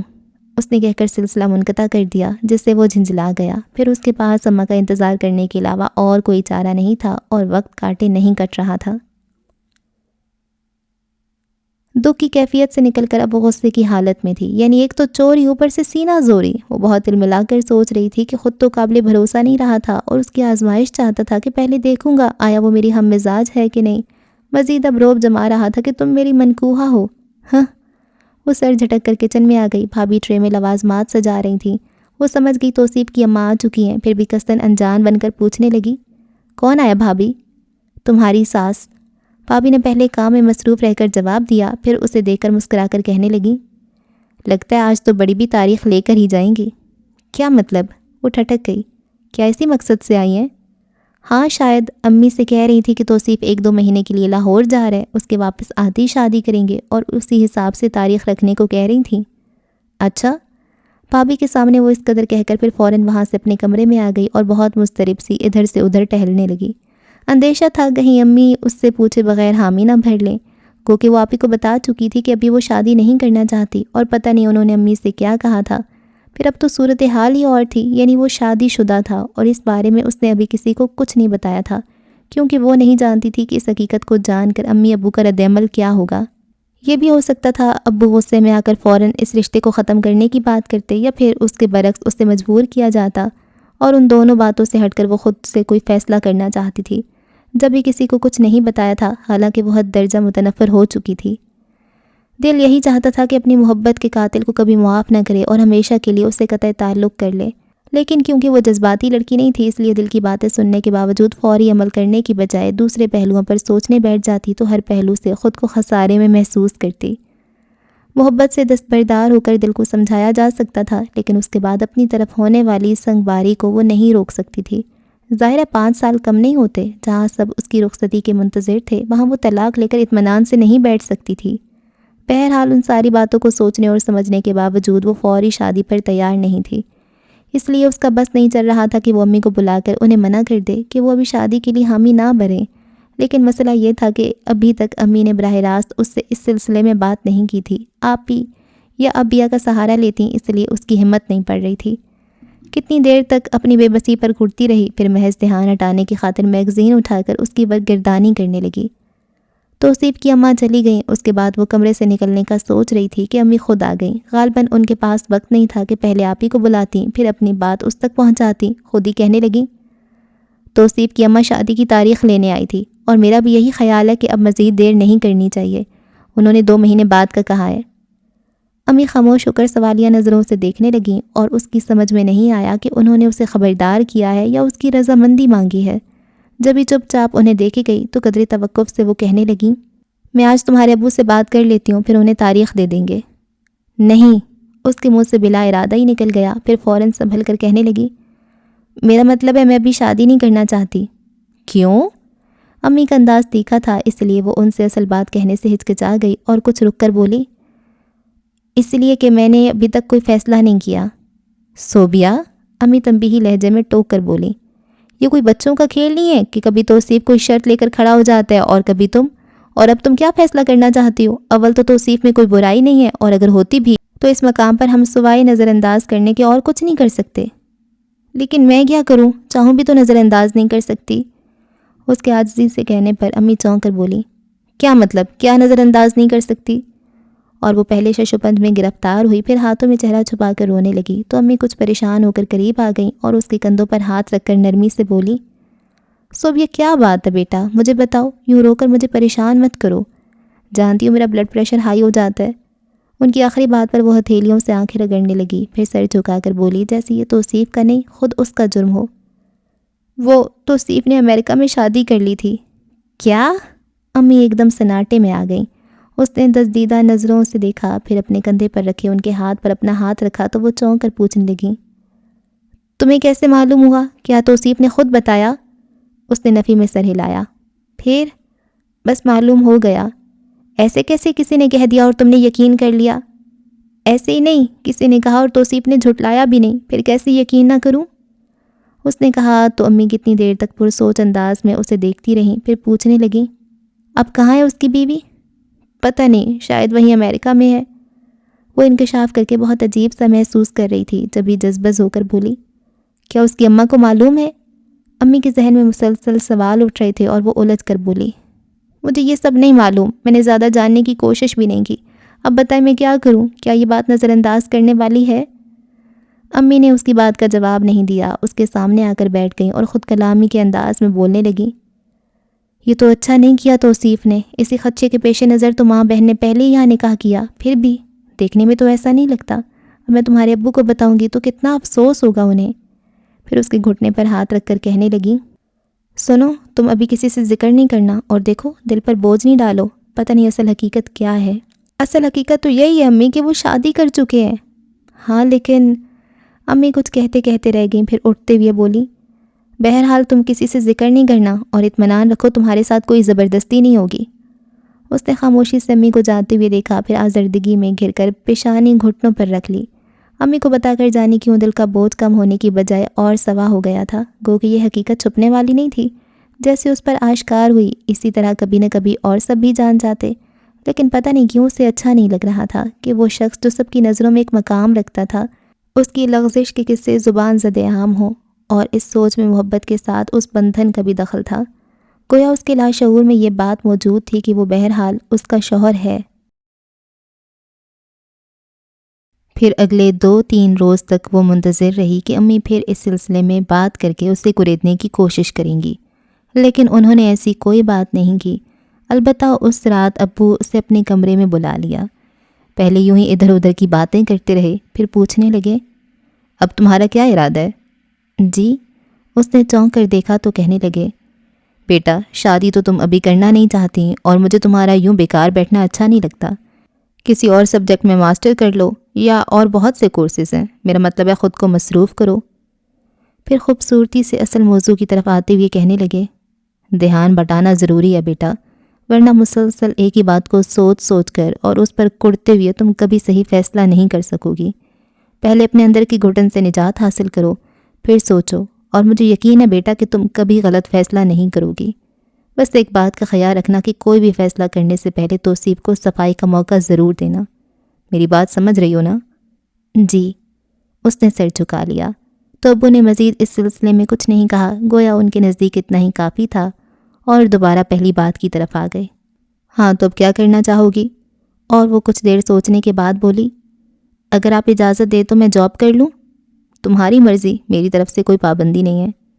شکریہ ابو, اس نے کہا, پھر ان کی اجازت سے اپنے کمرے میں آ گئی. ابو نے ٹھیک کہا تھا کہ دھیان بٹانے کی ضرورت ہے. گزشتہ 1 ماہ سے وہ مسلسل ذہنی انتشار کا شکار تھی. اب پہلے مرحلے پر ہی یعنی ضرورت ہے کہ اشتہار دیکھتے ہوئے اس کا دھیان بٹ گیا, تو ایک طرح سے اس نے خود کو پرسکون محسوس کیا, ورنہ تو لگتا تھا کسی بھی وقت اس کا ذہنی توازن بگڑ جائے گا. بہرحال 1-2 جگہ اس نے اپلائی کر دیا, اور کوئی 2 ہفتے بعد ایک جگہ سے انٹرویو کال آئی تو وہ خوش ہو گئی. امی کو بتا کر ان کے کمرے سے نکل رہی تھی کہ فون بیل سن کر لابی میں آ گئی. ریسیور اٹھا کر ہیلو کہا. کیسی ہو صوبیہ؟ اس کے لہجے کی غیر معمولی سنجیدگی پر اس کا دل ڈوبنے لگا. کچھ رک کر بولی, آپ کیسے ہیں؟ کسی ناکردہ گناہ کی سزا بھگت رہا ہوں. مزید ستم یہ کہ سزا کی مدت بھی معلوم نہیں. کیا واقعی ناکردہ گناہ ہے؟ اس کے لہجے میں آپ یاب طنز آ سمایا. میرے نزدیک, البتہ تم جو چاہو سمجھ سکتی ہو. لاہور سے کب آئے؟ وہ بات بدل گئی. لاہور نہیں گیا, بلکہ مجھے جانا ہی نہیں تھا. وہ تو محض اماں کو تمہاری طرف آنے سے روکنے کی خاطر. خیر چھوڑو, کوئی اور بات کرو. وہ خاموش رہی تو قدرے توقف سے کہنے لگا, سنو, میں تم سے ملنا چاہتا ہوں. دیکھو منع نہیں کرنا. سوچوں گی. اس نے کہہ کر فون بند کر دیا اور اپنے کمرے میں آئی تو اس کے لہجے کی آزردگی کو بری طرح محسوس کر رہی تھی, اور اپنی یہی کیفیت اسے پریشان کرتی تھی کہ کبھی ایک دم متنفر ہو جاتی, اور کبھی دل چاہتا سب بھلا دے. ملنا چاہتی اور ملنے کا خیال پریشان بھی کرتا. جب بھی سمجھ میں نہیں آ رہا تھا کیا کرے. اس وقت بھی بہت کوشش کے باوجود اس کے خیال کو جھٹک نہیں سکی. ایسی گمسم سی بیٹھی تھی کہ بی آ گئی. شادی کے بعد وہ کافی موٹی ہو گئی تھی, لیکن انداز ویسے ہی بچکانا سے تھے. اس کے سامنے دھم سے گری تو وہ اپنی جگہ سے اچھل گئی, جس پر وہ کھلکھلا کر ہنسنے لگی. توبہ بیا, تم تو دن بدن پھیلتی جا رہی ہو. کچھ کنٹرول کرو ورنہ پھٹ جاؤ گی. اس نے کہا تو بیا اور زور سے ہنسی. فیصل بھی یہی کہتے ہیں, لیکن میں کیا کروں؟ ڈائٹنگ کرو. اس کا مشورہ بیا کو بالکل پسند نہیں آیا. منہ بنا کر بولی, مجھ سے نہیں ہوگی. پھر پوچھنے لگی, کیا بہت بری لگتی ہوں؟ یہ تو فیصل سے پوچھو. وہ کہتے ہیں بری تو نہیں لگتی, بس ڈرتا ہوں کہیں لوگ تمہیں میری آپا جان نہ سمجھنے لگے. اس نے بڑی سادگی سے بتایا, اور وہ بے ساختہ ہنس پڑی. ٹھیک تو کہتے ہیں. کوئی نہیں, وہ پہلے اپنے آپ کو تو دیکھیں. گنجا سر, موٹی توند. شرم کرو, وہ شوہر ہیں تمہارے. اس نے فوراً ٹوکا تو مسکرا کر بولی، غلط تو نہیں کہہ رہی، کیا ان کا سر گنجا نہیں ہے؟ اور کیا؟ اچھا بس یہ کوئی خامیاں نہیں ہے، اصل تو انسان کا کردار ہوتا ہے، مزاج ہوتا ہے، اور اس لحاظ سے تو وہ بہت اچھے ہیں، تمہیں چاہتے بھی بہت ہیں۔ وہ فیصل کی خوبیاں گنوا کر بولی تو بیا نے فوراً اعتراف کیا، یہ تو ہے، بس تو اور کیا چاہیے تمہیں؟ مجھے تو واقعی کچھ نہیں چاہیے، تم بتاؤ تم نے کیا سوچا ہے؟ میں جاب کر رہی ہوں، دیکھو آج ایک جگہ سے انٹرویو کی کال آئی ہے۔ وہ سمجھ گئی تھی کہ بیا کا اشارہ توصیف کی طرف ہے، پھر بھی یکسر انجان بن گئی اور تکیے کے نیچے سے لفافہ نکال کر اسے دکھانا چاہتی تھی، لیکن وہ اس کا ہاتھ جھٹک کر بولی، یہ جاب کا مشورہ کس نے دیا تمہیں؟ ابو نے۔ نہیں، میرا مطلب ہے ابو کو میرا فارغ بیٹھنا اچھا نہیں لگتا تھا، میں نے سوچا جاب کر لوں۔ میں سمجھی نہیں۔ بیا واقعی الجھ گئی، کیونکہ اسے ابھی اصل صورتحال معلوم نہیں تھی۔ اور وہ تمہاری شادی، اس میں کیا مسئلہ ہے؟ کوئی مسئلہ نہیں، بس میں ابھی کرنا نہیں چاہتی۔ وہ نظریں چرا کر بولی، کیوں؟ کوئی خاص بات نہیں ہے یار، چھوڑو اس قصے کو، یہ بتاؤ امی سے ملی ہو؟ اس نے جھنجھلا کر بات بدلی۔ ہاں سب سے مل کر آ رہی ہوں، بیا جواب دے کر پھر اسی بات پر آ گئی۔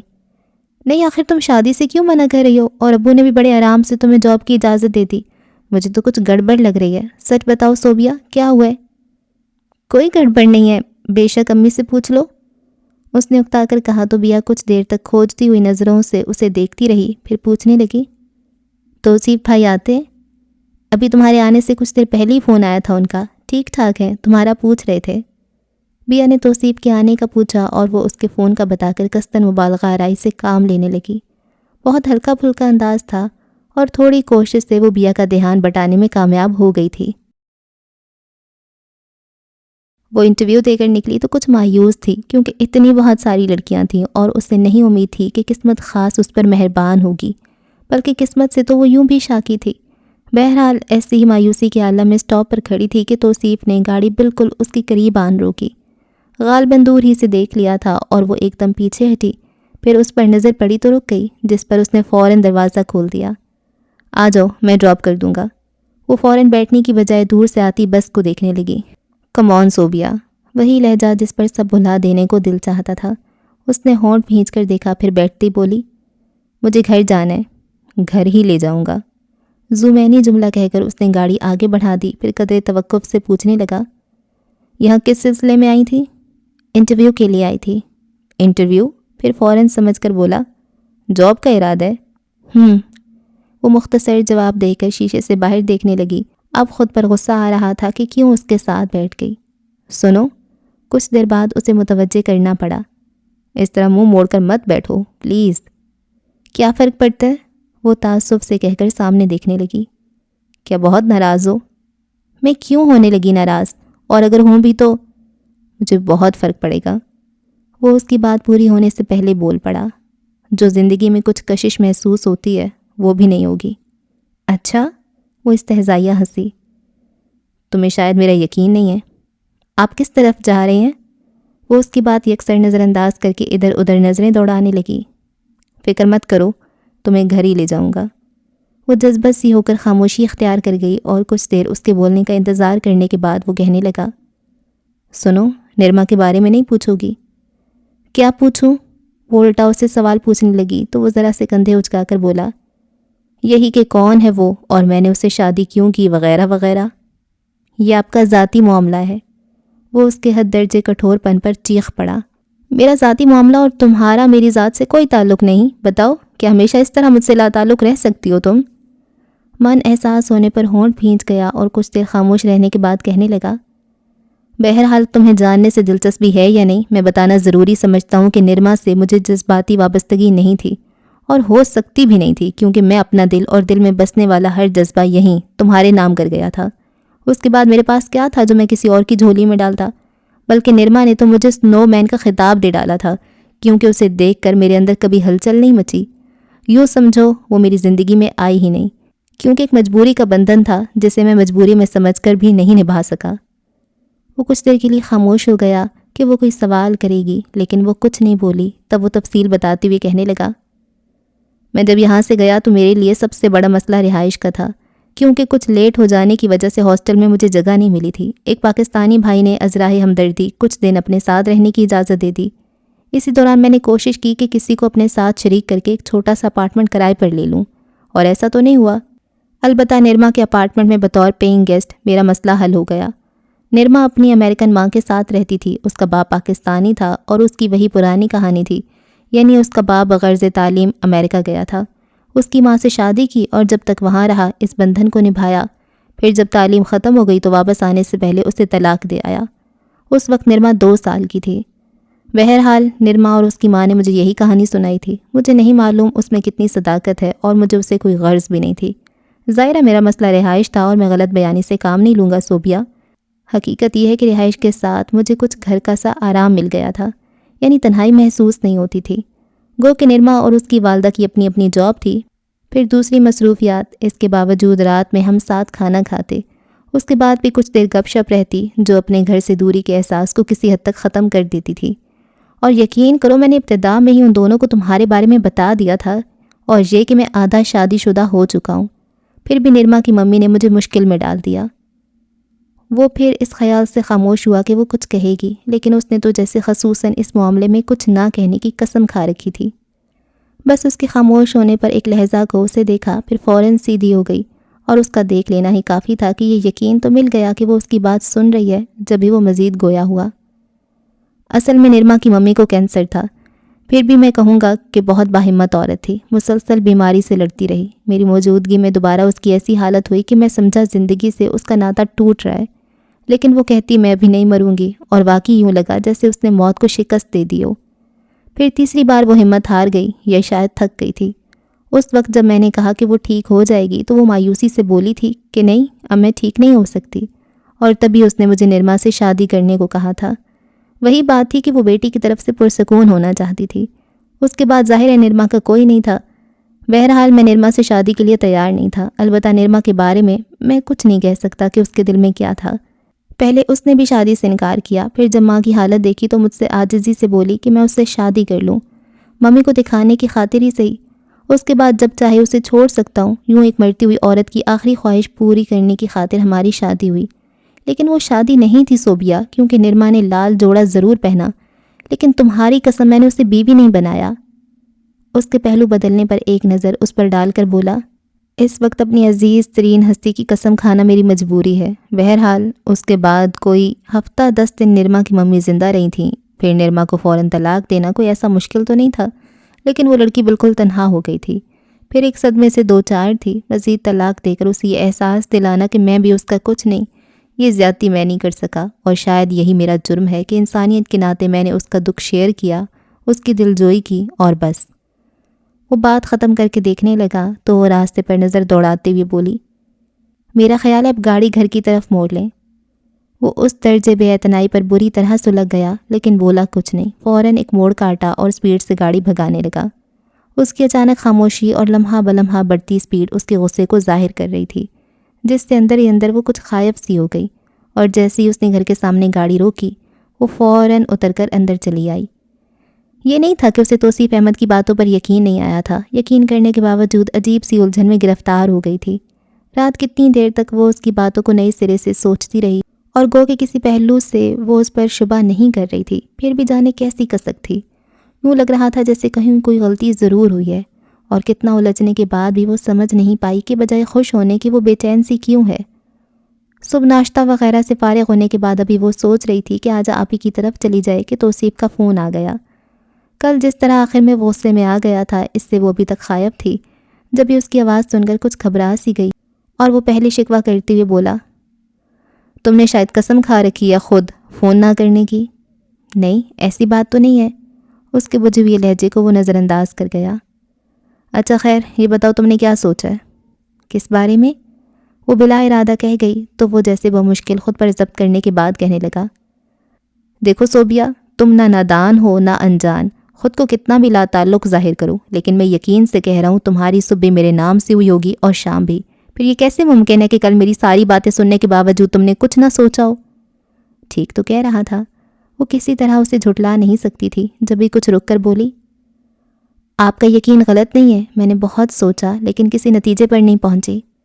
مان اس کی خود اعتمادی لوٹ آئی اور وہ پورے اعتماد سے بولنے لگی، دیکھیں نا توصیف احمد، یہ کوئی معمولی یا مذاق کی بات تو نہیں تھی. یعنی آپ نے نرما سے شادی کی، خواہ کسی بھی مجبوری کے تحت.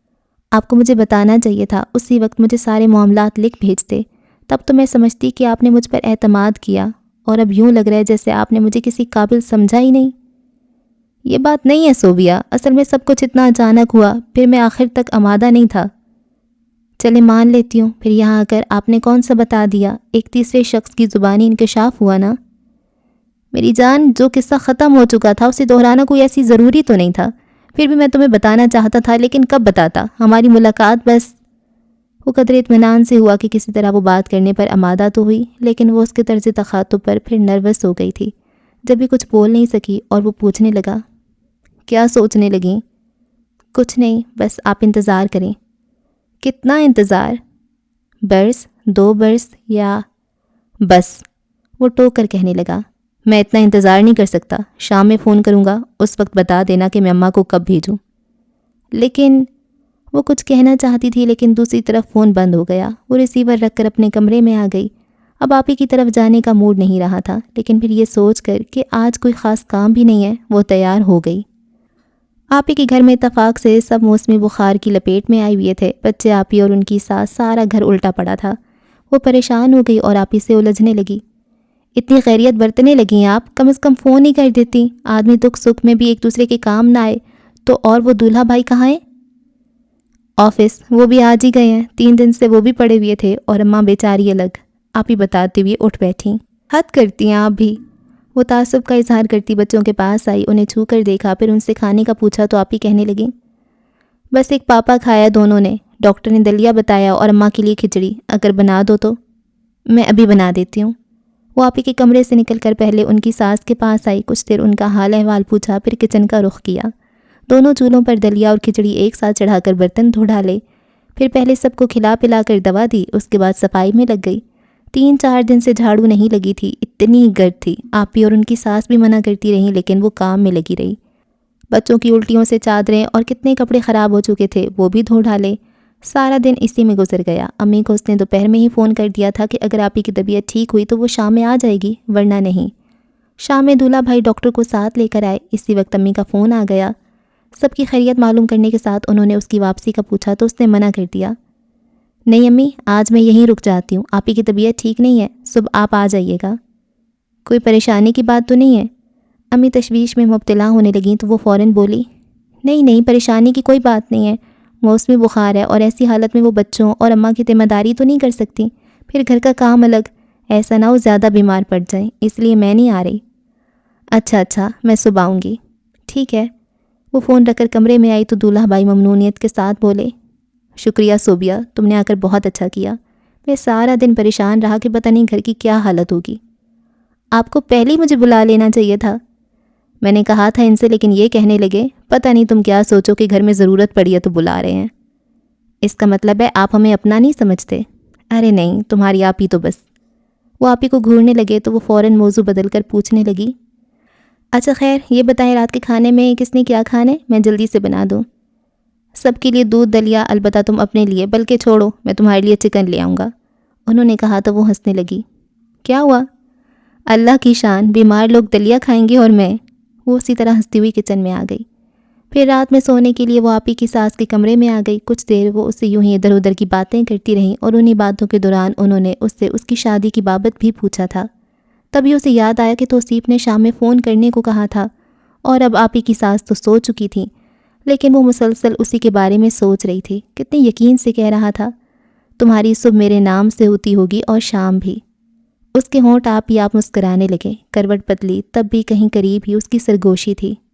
میں جب تنہا ہوتا تو ایسے ہی ساحل پر نکل جاتا، پھر وہاں ایک گوشے میں بیٹھ کر تصور کرتا کہ دوسرے کنارے پر تم کھڑی ہو. پھر کبھی ہاتھ ہلاتا، کبھی رومال، کبھی تمہیں پکارتا، اور کبھی کسی سیپ کو چوم کر تمہاری طرف پھینکتا. کیا تمہارے ہاتھ کبھی ایسی سیپ آئی؟ تاریکی اور سناٹے میں اس کی دھڑکنوں نے شور مچا دیا تو گھبرا کر اس نے تکیے میں منہ چھپا لیا. صبح تک آپ بھی کافی بہتر تھیں، پھر بھی اس نے انہیں اٹھنے نہیں دیا. وہ خود ہی ناشتہ بنا کر سب کو کھلایا. اس کے بعد برتن دھو کر فارغ ہوئی تھی کہ امی آ گئیں. پھر جب تک امی آپی اور ان کی ساس کے پاس بیٹھیں، اس نے دوپہر کا سارا کام نپٹا دیا. آپی کی ساس یوں بھی بہت اچھی خاتون تھیں. اس کے ذرا ذرا سے کام پر ڈھیروں دعائیں دیں. پھر آپی کی طرف سے اطمینان ہونے پر ہی وہ امی کے ساتھ گھر آئی۔ سپہر ڈھل رہی تھی۔ الماری میں سے کپڑے نکال کر اس نے سیدھا واش روم کا رخ کیا۔ نہا کر نکلی تو سمیرہ کو اپنے کمرے میں دیکھ کر کچھ حیران ہوئی۔ تم کب آئیں؟ کیا میری آمد غیر متوقع ہے جو تم حیران ہو رہی ہو؟ سمیرہ اس کی حیرت محسوس کرتی ہوئی بولی، نہیں یہ بات نہیں ہے، بس وہ ابھی جب میں نہانے جا رہی تھی اس وقت تو تم نہیں تھی۔ میں ابھی آئی ہوں، بلکہ بھیجی گئی ہوں، سمیرہ نے میں نے خیز مسکراہٹ کے ساتھ کہا تو اس تمام عرصے میں پہلی بار جواباً اس کے ہونٹوں پر بھی مسکراہٹ پھیل گئی۔ اچھا تم بیٹھو، میں پہلے چائے لے آؤں۔ وہ گیلے بالوں کو جھٹکتی ہوئی کمرے سے نکل گئی۔ کچھ دیر بعد چائے لے کر آئی تو بیٹھتے ہی بتانے لگی، میں کل سے آپ ہی کے ہاں تھی، ابھی آئی ہوں۔ خیریت؟ ہاں اب تو اللہ کا شکر ہے سب خیریت ہے۔ کل آپ ہی کی طبیعت خراب تھی اور بچے بھی بیمار، جب بھی مجھے وہاں رکنا پڑا۔ تم سناؤ اکیلی آئی ہو کیا؟ آخر میں اس نے پوچھا تو سمیرہ الٹا اس سے پوچھنے لگی، اور کسے آنا چاہیے تھا؟ مجھے کیا پتا، تم کبھی اکیلی آئی نہیں اس لیے میں نے پوچھ لیا۔ خیر چائے لو، ٹھنڈی ہو رہی ہے۔ سمیرہ نے کپ اٹھا کر ہونٹوں سے لگا لیا اور کچھ دیر خاموشی سے چائے پینے کے ساتھ سوچتی ہوئی نظروں سے اسے دیکھتی رہی۔ پھر کپ ٹرے میں رکھ کر اپنا پرس اٹھایا اور کھول کر اس میں سے ایک پیکٹ نکال کر اس کی طرف بڑھاتے ہوئے بولی، یہ بھائی نے تمہارے لیے بھیجا ہے۔ کیا ہے؟ اس کی آواز بہت دھیمی تھی۔ پتہ نہیں، خود ہی دیکھ لو۔ اس نے پیکٹ تھام لیا، تب سمیرہ مزید گویا ہوئی، بس اتنے سے کام کے لیے بھائی نے مجھے میرے گھر سے بلوایا اور یہ پیکٹ دے کر کہنے لگے کہ تمہیں دے آؤں، حالانکہ یہ کام وہ خود بھی کر سکتے تھے، یا تم نے انہیں یہاں آنے سے منع کیا ہے؟ میں نے؟ وہ چونک کر دیکھنے لگی کیونکہ اس کا سارا دھیان پیکٹ کی طرف تھا۔ خیر یہ تمہارا آپس کا معاملہ ہے اور میں تو سچ مچ تم دونوں کے معاملے میں نہ بولنے کی قسم کھا چکی ہوں۔ سمیرہ بظاہر ہلکے پھلکے انداز میں بول رہی تھی، لیکن صاف لگ رہا تھا کہ وہ شادی میں تاخیر ہونے سے خاصی جھنجھلائی ہوئی ہے۔ پھر چائے کا کپ اٹھا کر ایک ہی گھونٹ میں خالی کیا اور اسے رکھنے کے ساتھ خود بھی کھڑی ہو گئی۔ اب مجھے اجازت دو۔ کیا مطلب؟ وہ حیران ہوئی۔ بس اسی کام سے آئی تھی، چائے بھی پی لی، مزید بیٹھ کر کیا کروں؟ یہ کیسی باتیں کر رہی ہو تم؟ وہ اس کے نروٹھے پن کو محسوس کرتی ہوئی بولی، برا مت مانو، مجھے تم سے کوئی گلہ نہیں، سارا غصہ اپنے بھائی پر ہے، پتہ نہیں کیا سمجھتے ہیں خود کو۔ اور کیا تمہیں ان پر غصہ نہیں آتا؟ آخر کیا سوچ کر تمہیں اپنا پابند کر کے بٹھائی ہوئی ہیں؟ میں آج دو ٹوک بات کروں گی ان سے۔ وہ اپنے آپ روانی میں بولے گئی، اس کی سنی ہی نہیں، نہ اس کے روکنے پر رکی۔ عجیب لڑکی ہے۔ وہ اس کے جانے کے بعد گہری سانس کھینچ کر گرنے کے انداز میں بیٹھ گئی اور دونوں ہاتھوں میں سر تھامنا چاہتی تھی کہ پیکٹ پر نظر پڑی، فوراً اٹھا کر کھولنے لگی۔ ایک ڈائری اور اس کے اوپر ایک طے شدہ کاغذ رکھا تھا۔ وہ پہلے اسے کھول کر دیکھنے لگی۔ صوبیہ، میرا خیال تھا کل شام تم شدت سے میرے فون کی منتظر ہوگی، لیکن اس کے برعکس تمہارا راہ فرار اختیار کرنا مجھے اچھی طرح سمجھا گیا ہے کہ تم میرے ساتھ سمجھوتا بھی نہیں کرنا چاہتی، اور میں زبردستی کا قائل نہیں ہوں۔ تم سے شدید محبت کرنے کے باوجود میں تمہیں مجبور نہیں کروں گا۔ جہاں رہو خوش رہو، جب کہو گی میں تمہیں اس بندھن سے آزاد کر دوں گا۔ اور ہاں، یہ ڈائری میرے پاس تمہاری امانت تھی۔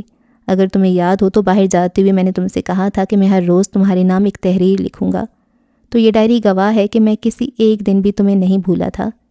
میرا خیال تھا جذبوں سے گندی ہوئی یہ تحریریں میں تمہیں رونمائی میں دوں گا، لیکن مخلص توصیف احمد۔